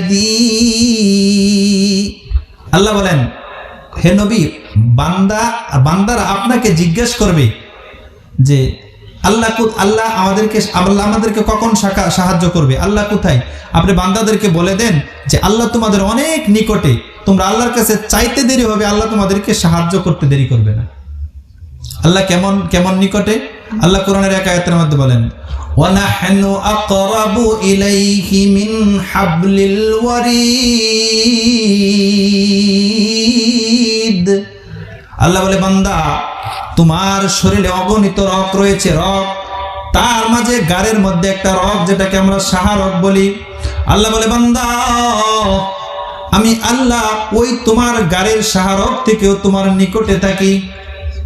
আমার কাছে চাও, তুমি চাইতে দেরি হবে, আমি আল্লাহ তোমাকে দিতে দেরি করব না। আমরা ঘুমাই না? বলেন আমরা ঘুমাই না? আল্লাহ কি ঘুমা? আঙ্গুর মতো আল্লাহ ঘুমা? লা তাখুযুহু সিনাতুন ওয়ালা নাওম। আল্লাহ ঘুমায়ও না, আল্লাহ তন্দ্রাও যায় না। আমরা তন্দ্রা বুঝিনি, ঘুম এবং জাগ্রতর মাঝামাঝি অবস্থাকে কি বলে? তন্দ্রা। আল্লাহ ঘুমায়ও না, আল্লাহ তন্দ্রাও যান না। কেন ঘুমায় না? মুফাসসিরিনে কেরাম 3টা তাফসীর করেছেন আল্লাহ কেন ঘুমায় না। প্রথম তাফসীর, এই জন্য আল্লাহ ঘুমায় না, আল্লাহ বান্দাকে বোঝাতে চায়, বান্দা আমি যদি ঘুমায় থাকি কোনো একটা মুহূর্তে, কোনো একটা সময়, পৃথিবীর কোন স্থান থেকে আমার একটা বান্দা আমাকে আল্লাহ বলে একটা ডাক দেয়, ওই সময় যদি না পায় বান্দার কষ্ট হবে। এই জন্য প্রতিটা মুহূর্তে আমি আল্লাহ বান্দার কুদরতি জবানের দিকে তাকায় থাকি। আল্লাহ ঘুমায় না, তাহলে সাহায্য চাইতে হবে কার কাছে? কে শিখাচ্ছেন? মারিয়াম আলাইহিস সালাম আমাদের জন্য শিখাচ্ছেন। মা, একজন মা হয়ে আমাদেরকে শিখাচ্ছেন। আরো আশ্চর্য হয়ে যাবেন, মারিয়াম আলাইহিস সালাম যখন একেবারে ছোট, তখন আপনার বাইতুল মাকদাসের খাদেমা, ওনার আম্মা মান্নত করছিল ওনার বাইতুল মাকদাসের খাদেমা বানাবে, সন্তান হলে, মেয়ে হয়েছে, বানাইছে। জাকারিয়া আলাইহিস সালাম ছিল ওনার খালু, বাইতুল মাকদাসের ইমামতি করতেন। তো জাকারিয়া আলাইহিস সালাম মারিয়াম আলাইহিস সালামকে ওই কামরার মধ্যে আবদ্ধ করে বাইরটা তালা লাগাই রাখছে, মনে নাই খাবার দিতে। হঠাৎ করে মনে হয়েছে যে বাগ্নিরে তো খাবার দেই নেই, খুলে দেখে যে মারিয়াম আলাইহিস সালামের কামরার মধ্যে এমন এমন খাবার যেটা পৃথিবীর কোথাও তৎকালীন ছিল না। সুবহানাল্লাহ, আসতে কোন না, এটা বানায় কইতেছে না, কোরআনে আছে। তখন জাকারিয়া আলাইহিস সালাম বলেন, ক্বালা ইয়া মারইয়ামু আন্না লাকি হাযা,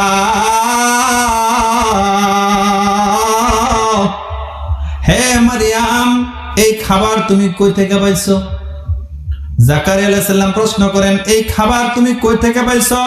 দরজা জানালা লক করা, খাবার কই থেকে আসছে? ও মা আপনি শুনেন। মারিয়াম আলাইহিস সালাম জবাব দেয়, ক্বালাত হুয়া মিন ইনদিল্লাহ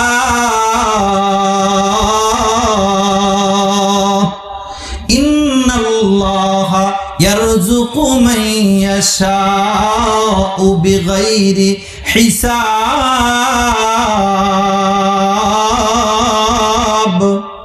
মারিয়াম আলাইহিস সালাম জবাব দেয়, আসমান থেকে আমার আল্লাহ জান্নাত থেকে এই খাবারগুলো আমার জন্য পাঠায়া দিছে।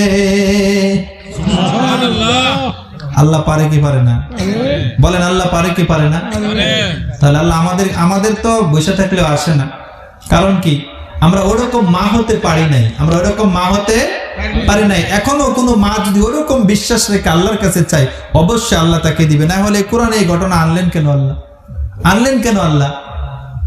তারপরে দেখেন সামনে যাই, না হলে ব্যাখ্যা বেশি করলে শেষ করা যাবে না। তাহলে মারিয়াম আলাইহিস সালাম বলতেছে যে তুমি কই থেকে আসছো? অপরিচিত মানুষ আমার রুমের মধ্যে ঢুকে গেছো, আমি আল্লাহর কাছে সাহায্য চাই। ওই লোক ছিল ফেরেশতা। ওই লোক কি ছিল? ফেরেশতা ছিল। তিনি চিন্তা করলেন তাড়াতাড়ি পরিচয় দেই, না হলে এই মহিলা, যে মহিলা আল্লাহর কাছে জিভ বাঁধা চাইতে দেরি হয়, আল্লাহ দিতে দেরি করে না, এই মহিলা যদি বদ্ধ দিয়ে দেয়, তাড়াতাড়ি পরিচয় দেই। তখন তাড়াতাড়ি ফেরেশতা পরিচয় দিতেছে। কিভাবে দেয়? ক্বালা ইন্নামা আনা রাসূলু রাব্বিক লিআহাবা লাকি গুলামান যাকিয়া।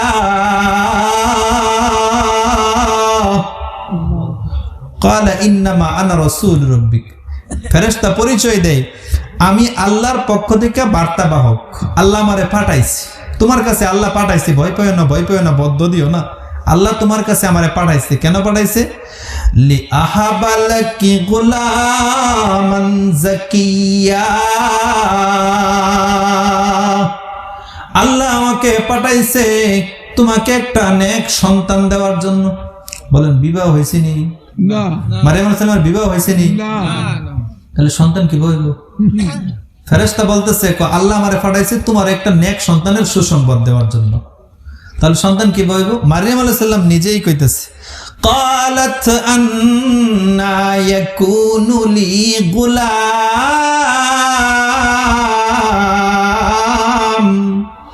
ওয়ালাম ইয়ামসাসনি বাশারুন ওয়ালাম আকু বাগিয়া।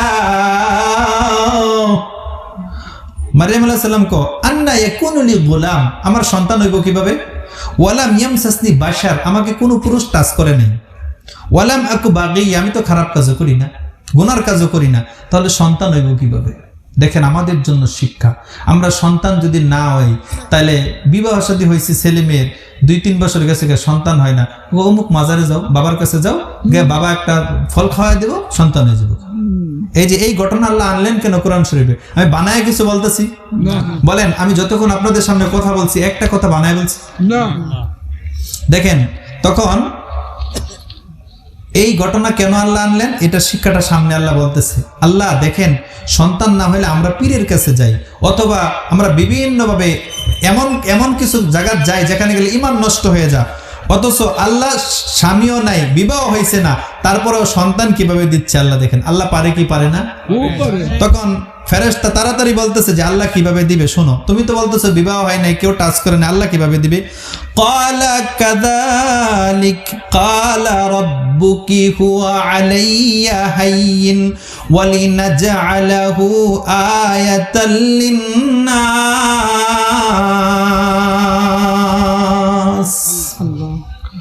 তাড়াতাড়ি বলতেছে ফেরেশতা, আল্লাহ এমনিতেই দিবে। কালা রাব্বুকি হুয়া আলাইয়া হায়্যিন, এটা রবের জন্য একেবারে সাধারণ বিষয়। রবের জন্য এটা কি? তাহলে মারিয়াম আলাইহিস সালামের জন্য স্বামী ছাড়া সন্তান দেওয়া আল্লাহর জন্য সাধারণ ছিল, আর আমাদের এখন বিবাহ শাদী হওয়ার পরেও সন্তান হয় না, এটা দেওয়া আল্লাহর জন্য অনেক কঠিন নাকি? তাহলে আমরা হেন যাই কে লিগা? আমরা আল্লাহর কাছে চাইতে পারি না? সন্তান দেওয়ার মালিক কে? আল্লাহ। হুজুর খালি কইলেই না, দলিল দেন, নেন, কোরআন নেন। ইয়াহাবু লিমান ইয়াশাউ ইনাসা ওয়া ইয়াহাবু লিমান ইয়াশাউ যুকুর। আল্লাহ বলেন, কন্যা সন্তান দেওয়ার মালিক আল্লাহ, ছেলে সন্তান দেওয়ার মালিক আল্লাহ। আল্লাহ কাউকে উভয়টাই দেন, কাউকে একটাও দেন নাই। কাউকে ছেলে দেন, কাউকে মেয়ে দেন, কাউকে মেয়েও দেন না, ছেলেও দেন না, একটাও দেন না। তাহলে দেওয়ার মালিক কে? আল্লাহ। কন্যা সন্তান দেওয়ার মালিক কে? আল্লাহ। ছেলে সন্তান দেওয়ার মালিক কে? আল্লাহ। উভয়টাই দেওয়ার মালিক কে? আল্লাহ। একটাও না দেওয়ার মালিক কে? আল্লাহ। আপনারা শুনলে আর আশ্চর্য হয়ে যাবেন, বউ সুন্দর, ছেলেও সুন্দর, তারপর অনেক সময় সন্তান যদি কালো হয়ে যায়, তখন বউ রে ছাইরা দেয়, কয় ভাই তুই সন্তান, এটা আমার না, আমার সন্তান এত কালো বুকে লিগে। অথচ সন্তান মায়ের গর্ভে থাকা অবস্থায় সন্তানের আকৃতি কেমন হবে, এই আকৃতিও দেন কে? আল্লাহ। হুজুর কইলে হইতো না, দলিল দেন। হুয়াল্লাযী ইউসাউবিরুকুম ফিল আরহামি কাইফা ইয়াশা।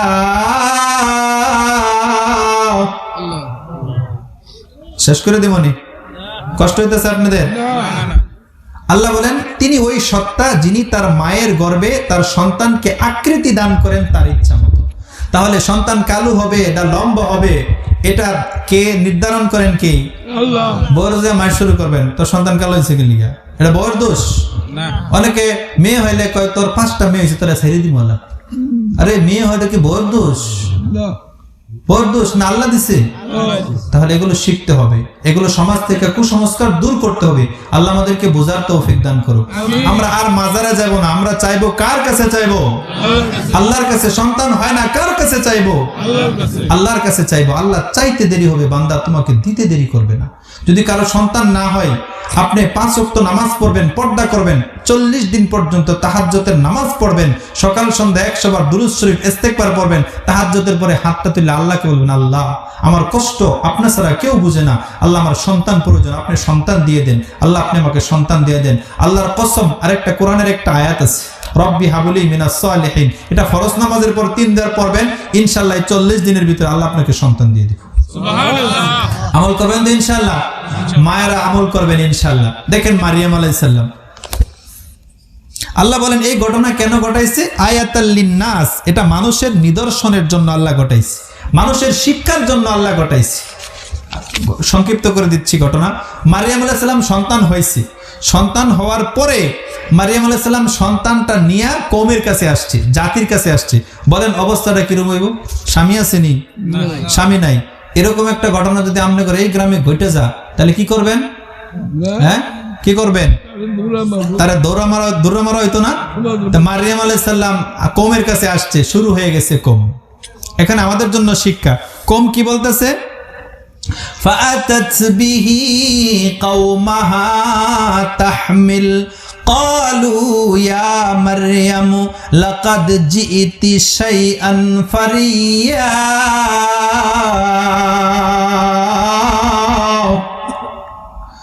فأتت به قومها تحمل, তিনি কমের কাছে নিয়ে আসলেন, সন্তানকে নিয়ে আসলেন। এখন কম কইতাছে, হে মারিয়াম এটা করলা কি তুমি? বলেন মারিয়াম কোন পাপ করছে? বলেন কোন পাপ করছে? কম কইতাছে তুমি এটা করলা কি? ইয়া উখতা হারুন মা কানা আবুকি ইমরাআ সাউইন ওয়া মা কানাত উম্মুকি বাগিয়া। কহে হারুনের বোন, তোমার আব্বা তো অনেক ভালো মানুষ ছিল, তোমার মাও তো খুব নেককার মানুষ ছিল, তুমি এটা করলা কি? হ্যাঁ, কি কোন মারিয়াম আলাইহিস সালাম কি কোনো খারাপ কাজ করছে নি? কোন খারাপ কাজ করছে? আমাদের সমাজেও আছে, যদি ইমাম সাহেবের একটু দোষ পা, কয় হুজুর যাচাই বাছাই করতো না। একজনে যায় কইছে, ইমাম সাহেবের দেখছি অমুক বেড়ির লগে কথা কইতেছে, মহিলার লগে কথা কইতেছে। হুজুর আপনার এত বড় সাহস, আঙ্গর মহল্লায় এতদিন ধরে চাকরি করেন, আসলে হাসা না মিসা এটা যাচাই করবো না। হুজুর গাড়িটা নিয়ে খালি পশ্চিম দিকে যে হাঁটবেন, পূর্ব দিকে আর তাকাইবেন না। আছে না নাই? যদি কেউ উঠতে যায় তাহলে বলবেন নাই এই কামটা করে, দেখবো কেটা উঠতে যান, আমার এই খাটাইবেন, আপনারা উঠতে যাবেন না। আলহামদুলিল্লাহ আপনারা কমপ্লিট শ্রোতা যারা আছেন, সবাইকে আমার বিশ্বাস আল্লাহ সবাইকে আল্লাহ কবুল করছে, তাহলে একজনও জান নাই, আল্লাহ কবুল করছে। আপনি কি কোরআনের আলোচনা ভালো লাগে না? কোরআনের কথাগুলো ভালো লাগে না? আমি তো পারতাম শ্যাল মামার দিয়ে একটা কিস্সা শুনে একেবারে সুর তো আল্লাহ একবারে খারাপ দিছিলেন না, একবারে কাইন্দা চোখের পানি ফালাইয়া দিয়ে আপনাদের একবারে বিছানা টিছানা ভিজাইয়া থেকে যাইতে পারতাম না? লাভটা কি? কিচ্ছু হইতো না। কোরআনের দুই একটা আলোচনা, হাদিসের দুই একটা কথা শুনলে আপনার ফায়দা হবে, জীবন খুলবে ইনশাল্লাহ, চোখটা খুলবে। তাহলে যে কথা বলতেছিলাম, আমরা এমনিতেই কোনো কিছু বিশ্বাস করব না, বিশেষ করে কোনো নেককার পরহেজগার মানুষের বিষয়ে যদি কোনো মিডিয়া কোনো অপপ্রচার করে যে অমুক হুজুর এটা করে লেছে, অমুক হুজুর এটা করে লেছে, আমরা এটা বিশ্বাস করব না। পারবো তো ইনশাল্লাহ? পারবো তো ইনশাল্লাহ? অতীতে এরকম অনেক হয়েছে, একজন ইমাম সাহেবের বিরুদ্ধে একটা কিছু হয়েছে, বাস হুজুর এই কামটা করলো কিভাবে? ওই যে দেখেন এরা এই জাতি, মারিয়াম আলাইহিস সালামের এই জাতি, যারা মারিয়াম আলাইহিস সালামকে এই কথাগুলো বলতো, ওই জাতির অনুসারী কি এখন পৃথিবীতে নাই? অমুক হুজুর এই কামটা করলো কিভাবে? মিডিয়া কয় যে ওই হুজুর একটা জেনা করে যাচ্ছে, এই করছে সেই করছে, আসলে হুজুর কিন্তু কিছুই করে নাই। এই যারা এই জাতি, আল্লাহ এইগুলো কোরআনের মধ্যে এই ঘটনাগুলো আনছেন। এখন মারিয়া আলাইহিস সালাম রাখো, তুমি এটা কি করছো, এটা কই পাইলা, বিভিন্ন ভাবে কষ্ট দিতেছে। দেখেন আল্লাহ কি সিস্টেম করছে। আল্লাহ মারিয়াম আলাইহিস সালাম রাখো, তুমি চুপ, কথা বলবা না। তা আল্লাহ আমি কি করবো? আল্লাহ কয় যারা তোমার জিজ্ঞেস করতেছে বাচ্চা পাইলা কই, তুমি ওই তাদেরকে বলো বাচ্চারা জিজ্ঞেস করতো বাচ্চা করতে চাইছে, বাচ্চারা জিজ্ঞেস করতে বলো। ফাআশা, এগুলো বানায় বলতেছি না, কোরআন বলতেছে। ফাআশারাত ইলাই, মারিয়াম আলাইহিস সালাম বাচ্চার দিকে ইশারা করে, আমারে বলো কে, আমি কি করছি? বাচ্চারা জিজ্ঞেস করো বাচ্চা করতে চাইছে। সুবহানাল্লাহ কবেন না? কয় দিনের বাচ্চা? মস্ত 40 দিনের বাচ্চা। কয় বাচ্চারা জিজ্ঞেস করো বাচ্চা করতে চাইছে। এখন তার আশ্চর্য হয়ে গেছে, হাই তুমি কি কও? ক্বালু কাইফা নুকাল্লিমু মান কানা ফিল মাহদি সাবিয়া।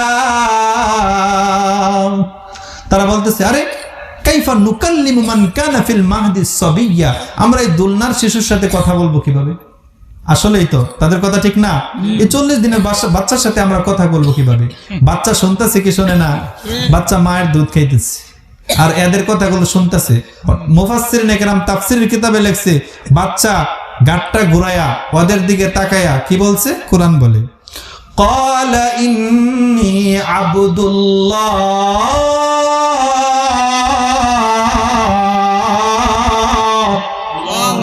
আতানিয়াল কিতাবা ওয়া জাআলানি নাবিয়্যা। আমার মারে প্রশ্ন করো যে আমি কই থেকে আইছি, শোনো আমি কই থেকে আইছি। ইন্নী আবদুল্লাহ, আমি আল্লাহর বান্দা, শুধু সাধারণ আল্লাহর বান্দা। আতানিয়াল কিতাবা ওয়া জাআলানি নাবিয়্যা, আল্লাহ আমাকে কিতাব দিয়েছেন, আল্লাহ আমাকে নবী বানায়া তোমাদের লিডার নেতা বানায়া আল্লাহ আমাকে পাঠাইছেন।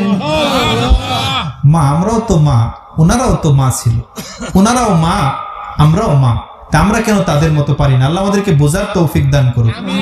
আবার আমি পূর্বে চলে যাই। নারী নেককার হওয়ার জন্য কয়টা শর্ত? 4টা। কয়টা শর্ত? 4টা শর্ত। নেককার হওয়ার জন্য কয়টা শর্ত? 4টা শর্ত। কইছিলাম আরো 2-3টা শোনাবো কোরআন থেকে, ওরকম সময় নাই, একটু সামনে যাই। নেককার হওয়ার জন্য কয়টা? 4টা গুণ। 1 নাম্বার, আল মারআতু ইযা সাল্লাত খামসাহা, যে নারী 5 ওয়াক্ত নামাজ পড়বে। মা ভালো করে শুনবেন, যে নারী 5 ওয়াক্ত নামাজ পড়বে। আল মারআতু ইযা সাল্লাত খামসাহা, 1 নাম্বার 5 ওয়াক্ত নামাজ পড়বে। 2 নাম্বার ওয়াসামাত শাহরাহা, রমজানের রোজা রাখবে। 3 নাম্বার ওয়া আহসানাত ফারজাহা, সতীত্বের হেফাজত করবে। ওয়া আতাআত বালাহা, 4 নাম্বার স্বামীর আনুগত্য করবে। 4 নাম্বার কি? স্বামীর কি করবে? ওয়াসামাত শাহরাহা ওয়া আহসানাত ফারজাহা ওয়া আতাআত বালাহা। রাসূল বলেন ফাতাদখুল মিন আই আবওয়াবিল জান্নাতি শাআত, জান্নাতের 8টা দরজা ওই আল্লাহর বান্দির জন্য উন্মুক্ত হয়ে যাবে। জান্নাতের 8টা দরজা খুলে দিবে, যে কোনো দরজা দিয়ে ইচ্ছা ওই বান্দি আল্লাহর জান্নাতে ঢুকে যাবে। এখন এই যে 4টা গুণের কথা বললো, এটা অনেক কঠিন। 5 ওয়াক্ত নামাজ পড়া অনেক কঠিন, রমজানের রোজা রাখা অনেক কঠিন, সতীত্বের হেফাজত রাখা অনেক কঠিন, স্বামীর আনুগত্য করা অনেক কঠিন। আর আমাদের গুলো তো এখন স্বামীকে মনে করে যে ঘরের কামলা। স্বামীকে কি মনে করে? এখন ওনারা আবার রাগ করবো। আপনারা রাগ করেন না, আঙ্গরও দোষ আছে, এটিও কমো, আপনারা যায়েন না। আপনারাও রাগ করেন না, মায়েরাও রাগ করেন না। কি মনে করে? আঙ্গরে ঘরের কামলা। এমন সম্মান দিয়ে কথা বলে না, সম্মান দিয়ে কথা বলে না, স্বামীকে শ্রদ্ধা করে না। আল্লাহ রসুল, রজব মাস চলতেছে, মেরাজের মাস, আল্লাহ রসুল মেরাজে গেছেন, যায়া দেখছেন জাহান্নামের বিভিন্ন প্রকার শাস্তি। মা ভালো করে শুনেন, নবী যে দেখলেন 1 প্রকার নারীকে জিহ্বার মধ্যে রশি লাগায় ঝুলায় রাখছে, অনেক সহজ শাস্তি। জিহ্বার মধ্যে রশি লাগায় ঝুলায় রাখছে। আল্লাহ রসুল বলেন, জিবরাইল কি অপরাধের কারণে শাস্তি? জিবরাইল বলে, ইয়া রাসূলুল্লাহ, এই প্রকার নারীরা স্বামীকে গালিগালাজ করত, ধমক দিত আর কুটনামি করত। এই 2টা অপরাধের কারণে তাদের জিহ্বার মধ্যে রশি লাগায় আল্লাহ ঝুলায় রাখছে জাহান্নামের মধ্যে। সহজ শাস্তি না কঠিন শাস্তি? সহজ শাস্তি না কঠিন শাস্তি? এই জন্য মা, আমি একটা মায়ের সন্তান রে মা, আপনার পায়ের নিচে হাত রেখে বলি, স্বামীকে কষ্ট দিবেন না, স্বামীকে আঘাত করে কথা বলবেন না, স্বামীকে মর্যাদা দিবেন। আল্লাহ মর্যাদা আল্লাহর পক্ষ থেকে দেওয়া হয়েছে। আল্লাহ বলেন, আর-রিজালু কাওয়ামুনা আলান নিসা, আল্লাহ বলেন নারী থেকে পুরুষকে আমি আল্লাহ প্রাধান্য দিয়েছি, সম্মান আল্লাহ দিয়েছে। এই জন্য স্বামীকে সম্মান করবেন। এখন আমরা কেমন তাহলে বাঁচছি, এখন আমরা খালি ফিডে আঙ্গর যে খাবার দেওয়া হয়েছে, এখন খালি আমরা খালি আঙ্গর ফিডে দুষ আঙ্গর আছে কমনি আঙ্গর ঠিক হইতাম যদি থাকে এটা ছাইরা দিমু, রাজি আছেন? তাইলে কমো এই দোষগুলো যদি আঙ্গর আজ থাকে তাহলে ছাইরা দিমু। আমার টুকেন পাঠাই দেওয়া হয়েছে তাড়াতাড়ি শেষ করে দেওয়ার জন্য, তাড়াতাড়ি শেষ করে দিতাম নি। তাহলে আমাদের দোষগুলো আমরা পরিত্যাগ করবো, পারবো না ইনশাল্লাহ? আমরা একটু তেফিটাফিটি শুরু করে দিব না। নারীরা যদি সংশোধন না হয় তাদের সংশোধনের চেষ্টা করবো। দেখেন আল্লাহ রসুল কিভাবে স্বামী স্ত্রী, নবীজির স্ত্রী ছিল না, নবীজি কিভাবে সংশোধন করতেন, ভুল হইলে কিভাবে সংশোধন করতেন, কিভাবে সম্মান ছিল। আল্লাহ রসুল যখন ঘরে ঢুকতেন স্ত্রীকে সালাম দিতেন। আপনি কয়দিন দিচ্ছেন? আমরা দিচ্ছেন? তাহলে আমরা সাধু হইলাম কিভাবে? আমারও তো দোষ আছে নাই? তিরমিজি শরীফের হাদিস, রসুল বলেন মোহাব্বত হইব কিভাবে? রসুল বলেন, লা তাদখুলুনাল জান্নাতা হাত্তা তুমিনু ওয়া লা তুমিনু হাত্তা তাহাব্বু আওয়ালা আদুল্লুকুম আলা শাইইন ইযা ফাআলতুমু তাহাবাবতুম আফশুস সালামা বাইনাকুম। যেহেতু আপনারা শুনতেছেন এই জন্য আমি একটু বেশি বলতেছি, আর আপনাদের আগ্রহ না থাকলে আমি তাড়াতাড়ি যেতাম। এগুলো গুরুত্বপূর্ণ না? বলেন গুরুত্বপূর্ণ না? তাহলে নবীজি বলতেছে যে তোমাদের কেউ জান্নাতে ঢুকতে পারবে না যতক্ষণ না সে মুমিন হবে, আর তোমরা ততক্ষণ পর্যন্ত মুমিন হইতে পারবে না যতক্ষণ একে অপরকে মুহাব্বত না করবে। নবীজি বলেন, আওয়ালা আদুল্লুকুম আলা শাইইন ইযা ফাআলতুমু তাহাবাবতুম, আমি কি তোমাদেরকে বলবো যে মুহাব্বত সৃষ্টি হয় কিভাবে? কে বলতেছে? নবীজি বলতেছে, আমি কি সাহাবায়ে কেরামদেরকে বলতেছে, আমি কি তোমাদেরকে বলবো মুহাব্বত সৃষ্টি হয় কিভাবে? সাহাবায়ে কেরাম বলে অবশ্যই। তখন নবীজি বলেন, আফশুস সালাম বাইনাকুম, তোমরা একে অপরকে বেশি সালাম দাও। কি করো? বেশি সালাম দাও। আমরা দেইনি, ঘরে ঢুকে সালাম দেইনি? বলেন দেই? হুজুর আপনি দেননি, আলহামদুলিল্লাহ আমি দেই, নাহলে ওয়াজ করলাম নই। আমি যে আমল করি না ওয়াজ করিও না, আলহামদুলিল্লাহ। তাহলে আমরা তো দেই না, তে মুহাব্বত হইব কিভাবে? নবীজি বলছে সালাম দিলে মুহাব্বত হয়, তা আমি আর আপনি সালাম দেই না, তে মুহাব্বত হইব কিভাবে? আজকে থেকে সালাম দিব, পারবো না ইনশাল্লাহ? এই হুজুরে যে ওয়াজ করে থেকে আর জিন্দেগিতে হুজুরে দাওয়াত দিতাম না, দিলে দিবেন না দিলে নেই। কিন্তু আমাদের সঠিক তো ইসলাম তো আপনাদেরকে শিখাইতে পারে, তো আল্লাহ জিম্মাদারি দিচ্ছে, কিন্তু জিম্মাদারি দিচ্ছে শিখাইতে হবে। আমি কি ভুল কিছু শিখাচ্ছি আপনাদেরকে? তাহলে আমরা সালাম দেই না, আজকে থেকে সালাম দিব। দেখেন নবীজি আয়েশার আম্মাজানের সাথে সম্পর্ক কিরকম ছিল। আল্লাহ রসুল যখন ঘরে ঢুকতেন সব সময় আম্মাজানকে আগে সালাম দিতেন। বলেন তো নবীজির মর্যাদা বেশি না আয়েশা রাদিয়াল্লাহু তাআলার মর্যাদা বেশি? নবীজির মর্যাদা বেশি না? তাহলে আমি কই যে আমি এসে সংসারের কর্তা পুরুষ, আমার দাম বেশি, আমি হারে সালাম দিব কে? তো নবীজি কারে দিতেন? আয়েশা রাদিয়াল্লাহু তাআলা সালাম দিতেন না? সুন্নাত কি স্ত্রীকে আগে সালাম দেওয়া, যদি আমরা কোরআন হাদিস বুঝি। নবীজি আগে সালাম দিতেন। তাই আয়েশা রাদিয়াল্লাহু তাআলা চিন্তা করলেন, হুজুর সবসময় আমার আগে সালাম দেয়, আজকে হুজুরের আমি আগে সালাম দিয়ে দিব। এই জন্য নবীজি ঘরে ঢুকে সালাম দিতেন। কিন্তু আয়েশা রাদিয়াল্লাহু তাআলা এই দিন ঘরের চৌকাটের কাছে, চৌকাট চিনেন তো আপনারা, একেবারে চৌকাটের কাছে এসে দাঁড়ায় রয়েছে যে আজকে হুজুরের চান্স দিব না, আজকে আমি আগে দিলাম। নবীজি প্রত্যেক দিন ঘরের কাছে যায় দিতেন, আজকে দূর থেকে দিয়ে দিচ্ছে। আয়েশা রাদিয়াল্লাহু তাআলা আম্মা জানের মনটা খারাপ হয়ে গেছে, চেষ্টা করলাম পারলাম না।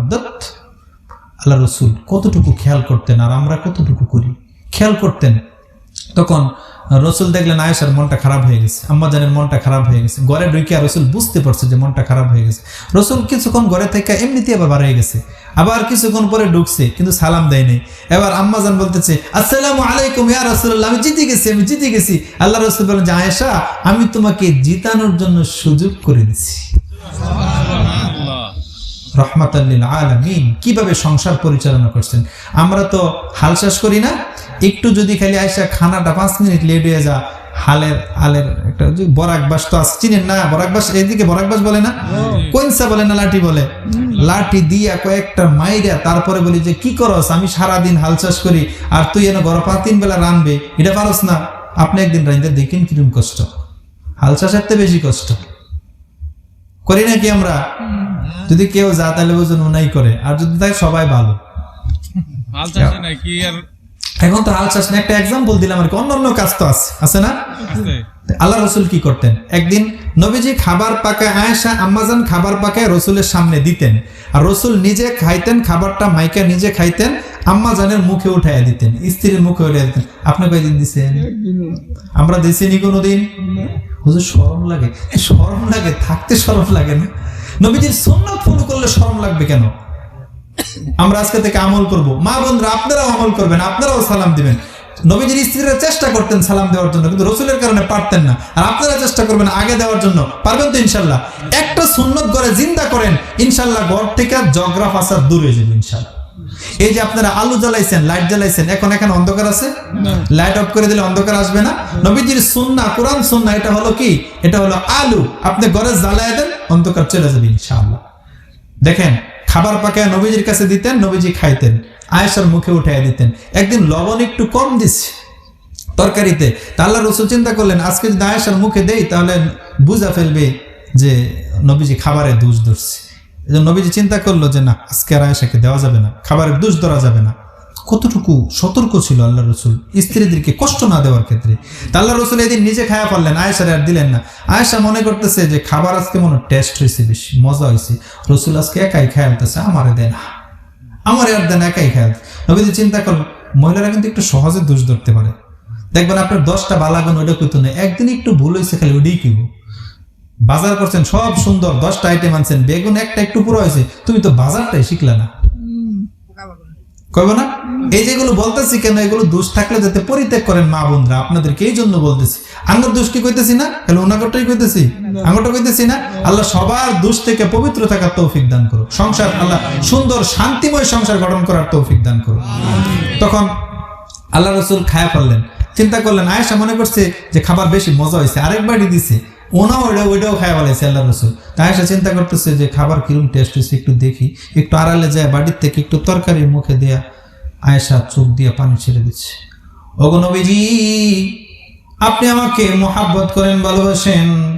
ওগো নবীজি, কিন্তু এই পরিমাণ মোহাব্বত করেন কোনোদিন কল্পনাও করি নাই। আর আমরা হইলে কি করতাম? গাড়ি দিয়ে একটা আগে লাগাই নিতাম।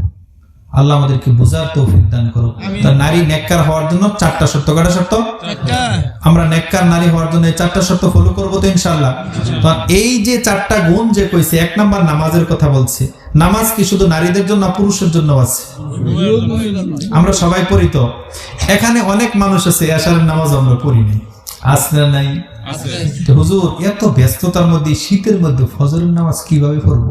যে ব্যস্ততা, বলেন তো একজন রাষ্ট্রপতির ব্যস্ততার থেকে আমাদের ব্যস্ততা বেশি? একটা ওয়াকিয়া শোনাইবো। পৃথিবীতে এমন একজন রাষ্ট্রপতি ছিল আমাদের নিকটবর্তী সময়ে, এমন একজন রাষ্ট্রপতি ছিল যে রাষ্ট্রপতি জীবনে কোনোদিন তাহাজ্জুদের নামাজ কাজা করছে না। রাষ্ট্রপতি ব্যস্ততা বেশি না কম? বলেন, ব্যস্ততা বেশি না কম? তাহলে জীবনে কোনোদিন কি করছে না? তাহাজ্জুদের নামাজ কাজা করছে না। আর আমরা খুব ব্যস্ততা।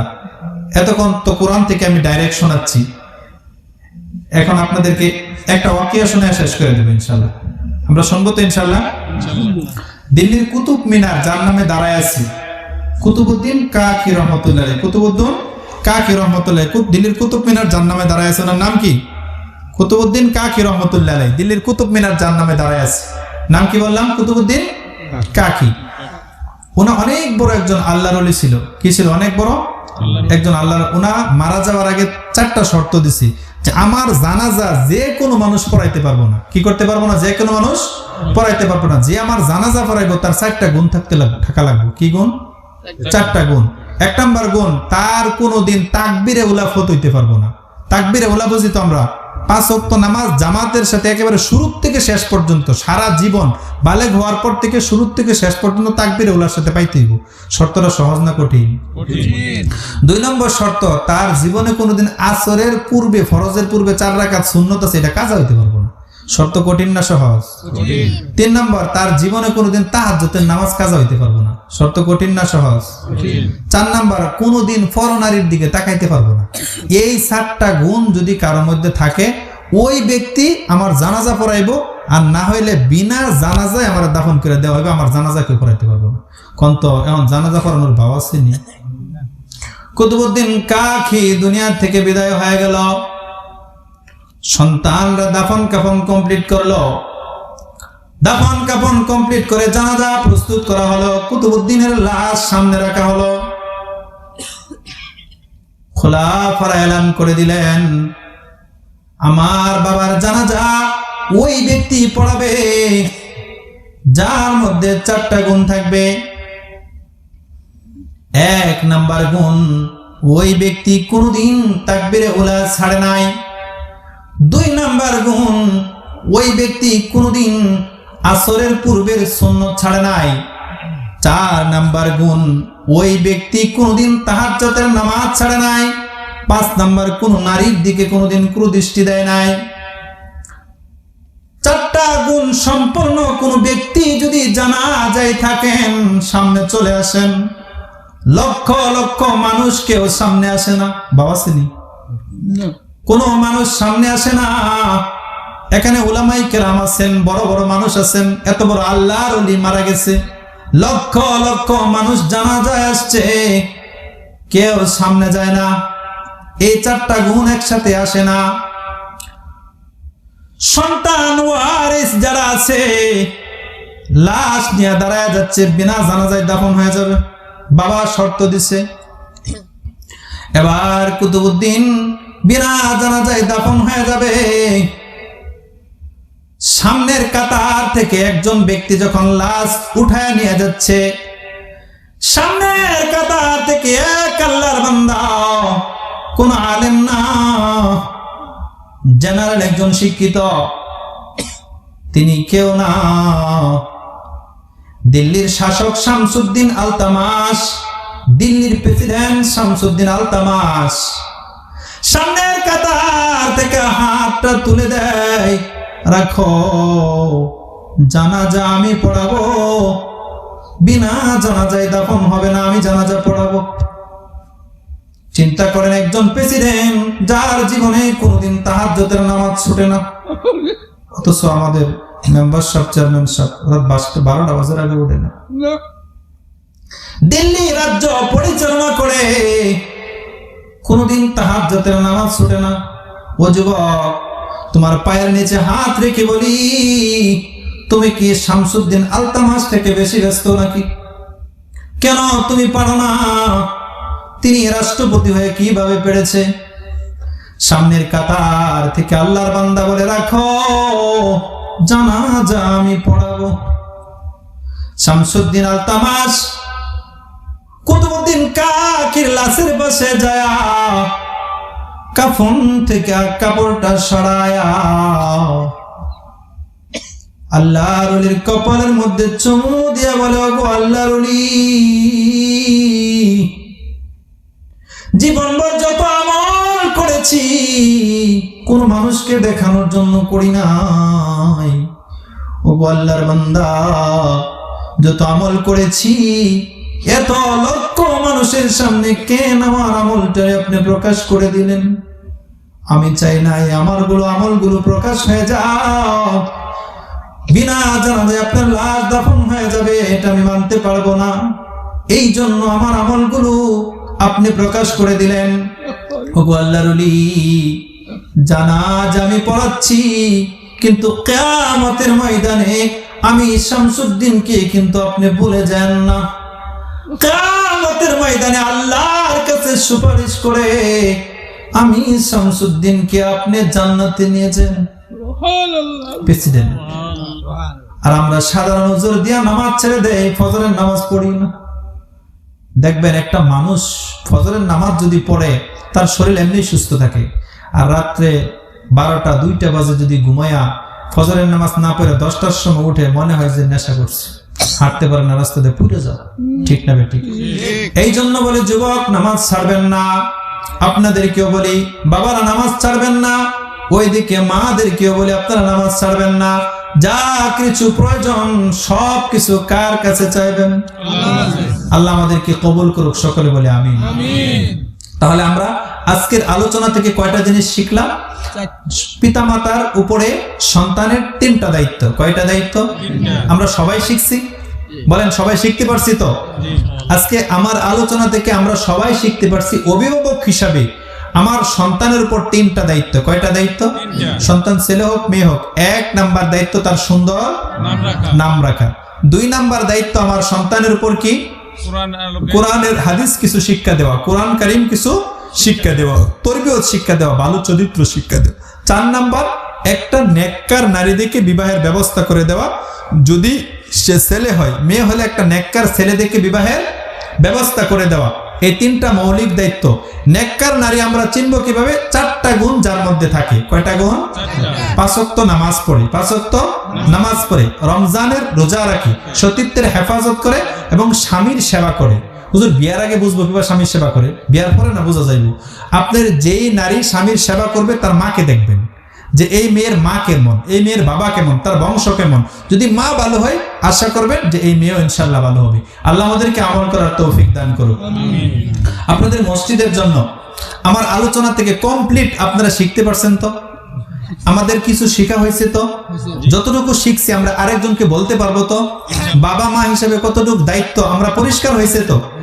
আমরা আমল করবো ইনশাআল্লাহ? সবাই আমল করবেন তো ইনশাআল্লাহ? করবেন তো ইনশাআল্লাহ?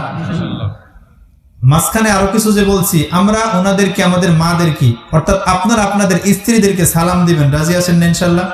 কে কে দিবেন হাত তুলে দেখেন তো দেখি, আমি এগুলো শিখায়া যাই। সবাই দিবেন? এই যে হাত উঠাইছেন, আল্লাহ দেখছে না দেখছে?